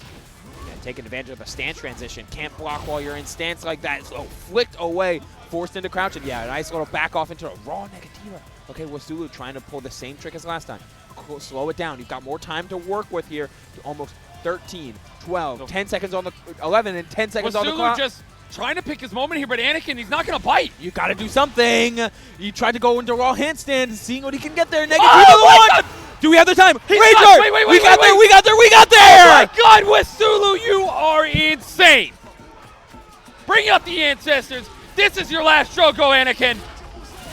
And he's dead. Wasulu only needing one more round to move on in the top 8 winner side. Oh, milking that clock for every last drop, and Wasulu. Oh, what a launch there from Anakin. But this has been happening time and time again across each one of these rounds. Wasulu will lose early, but knows how to weather the storm. Despite the 102 damage combo, it's forcing Anakin to play more active. What a power crush there from Wasulu. All right, he active. No pun. Can't quite. Okay, that happens. Couldn't yeah. quite find the back off of that attempted roll in from Anakin. That's a-okay though. You got rounds to work with. Anakin trying to keep some measure to his offense, but Wasulu answers in kind with a massive launch. We are getting that big corner, and thus aware of the weird sidewall shenanigans. Doesn't complete the full wall string. Anakin activating heat and catches Wasulu floating. Yeah, was that in handstand? I think so. Yeah, it had to have been. Good stomps. Dirty bubble popping. Still has heat. Oh, spends the heat smash, not the heat dash. Maybe you want to just threaten a bit of a Negativa. Nice delay and the down forward 1 punish. Okay, getting some more moves in now. Nice. In the launch, Wasulu gonna be taking Anakin to the wall. I don't think this can be enough here. No, it's close. Guess for game. Goes mid. Whoa, Tries there roll. Oh my God!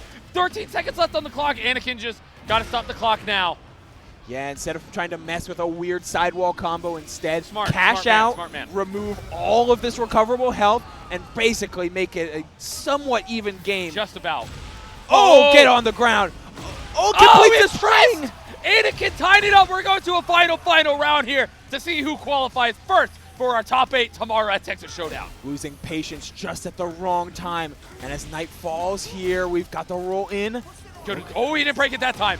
Went for it twice in a row. Quick damage, and we're getting right in there. Sitting. Oh, okay. Tried for a throw again. Anakin putting out jabs. Okay. Guaranteed Guaranteed follow-up, yeah. Yep.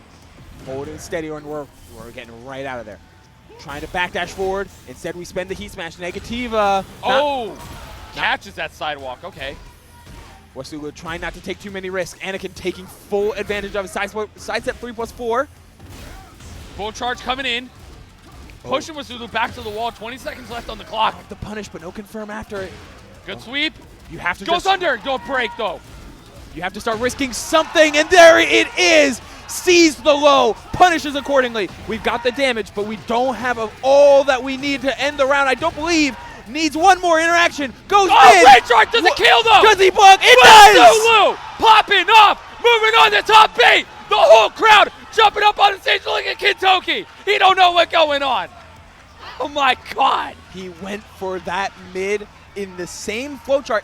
The frustrating part about that, if you're Anakin, right, is that he was correct. He was absolutely, he did the right thing to do there. He did the right thing, press rage art, but like you were mentioning, he was in the same flowchart. And it's even more proper in the layers that are already existing, where the last time in a final hit scenario, Wasulu went mid-low. This time he went mid-mid. He knew that was going to happen. The rage art was perfectly timed and executed, just didn't have the health. And that is an exemplary performance on Wasulu's part to make sure you maximize your health. You don't try to preemptively go into rage art and fuddle around with like trying to be perfectly optimal. He did the combo that was in his hands and played the next scenario perfect. Excellent stuff from Wasulu, who's our first member into top 8 at Tekken 8 Texas Showdown here. We're not getting the rest of the qualifiers. No, you can't do this to You me. can't, man. All right. Yeah, we are. All right, guys. All right. We are sadly going to be getting out of here. We're going to be finishing the rest of this top 16 qualifier or top 8 qualifiers off stream, sadly. So from Lucy and Ubel, we're going to be getting out of here. Up next is top 24 for 2XKO. So stick around, and we'll be right back.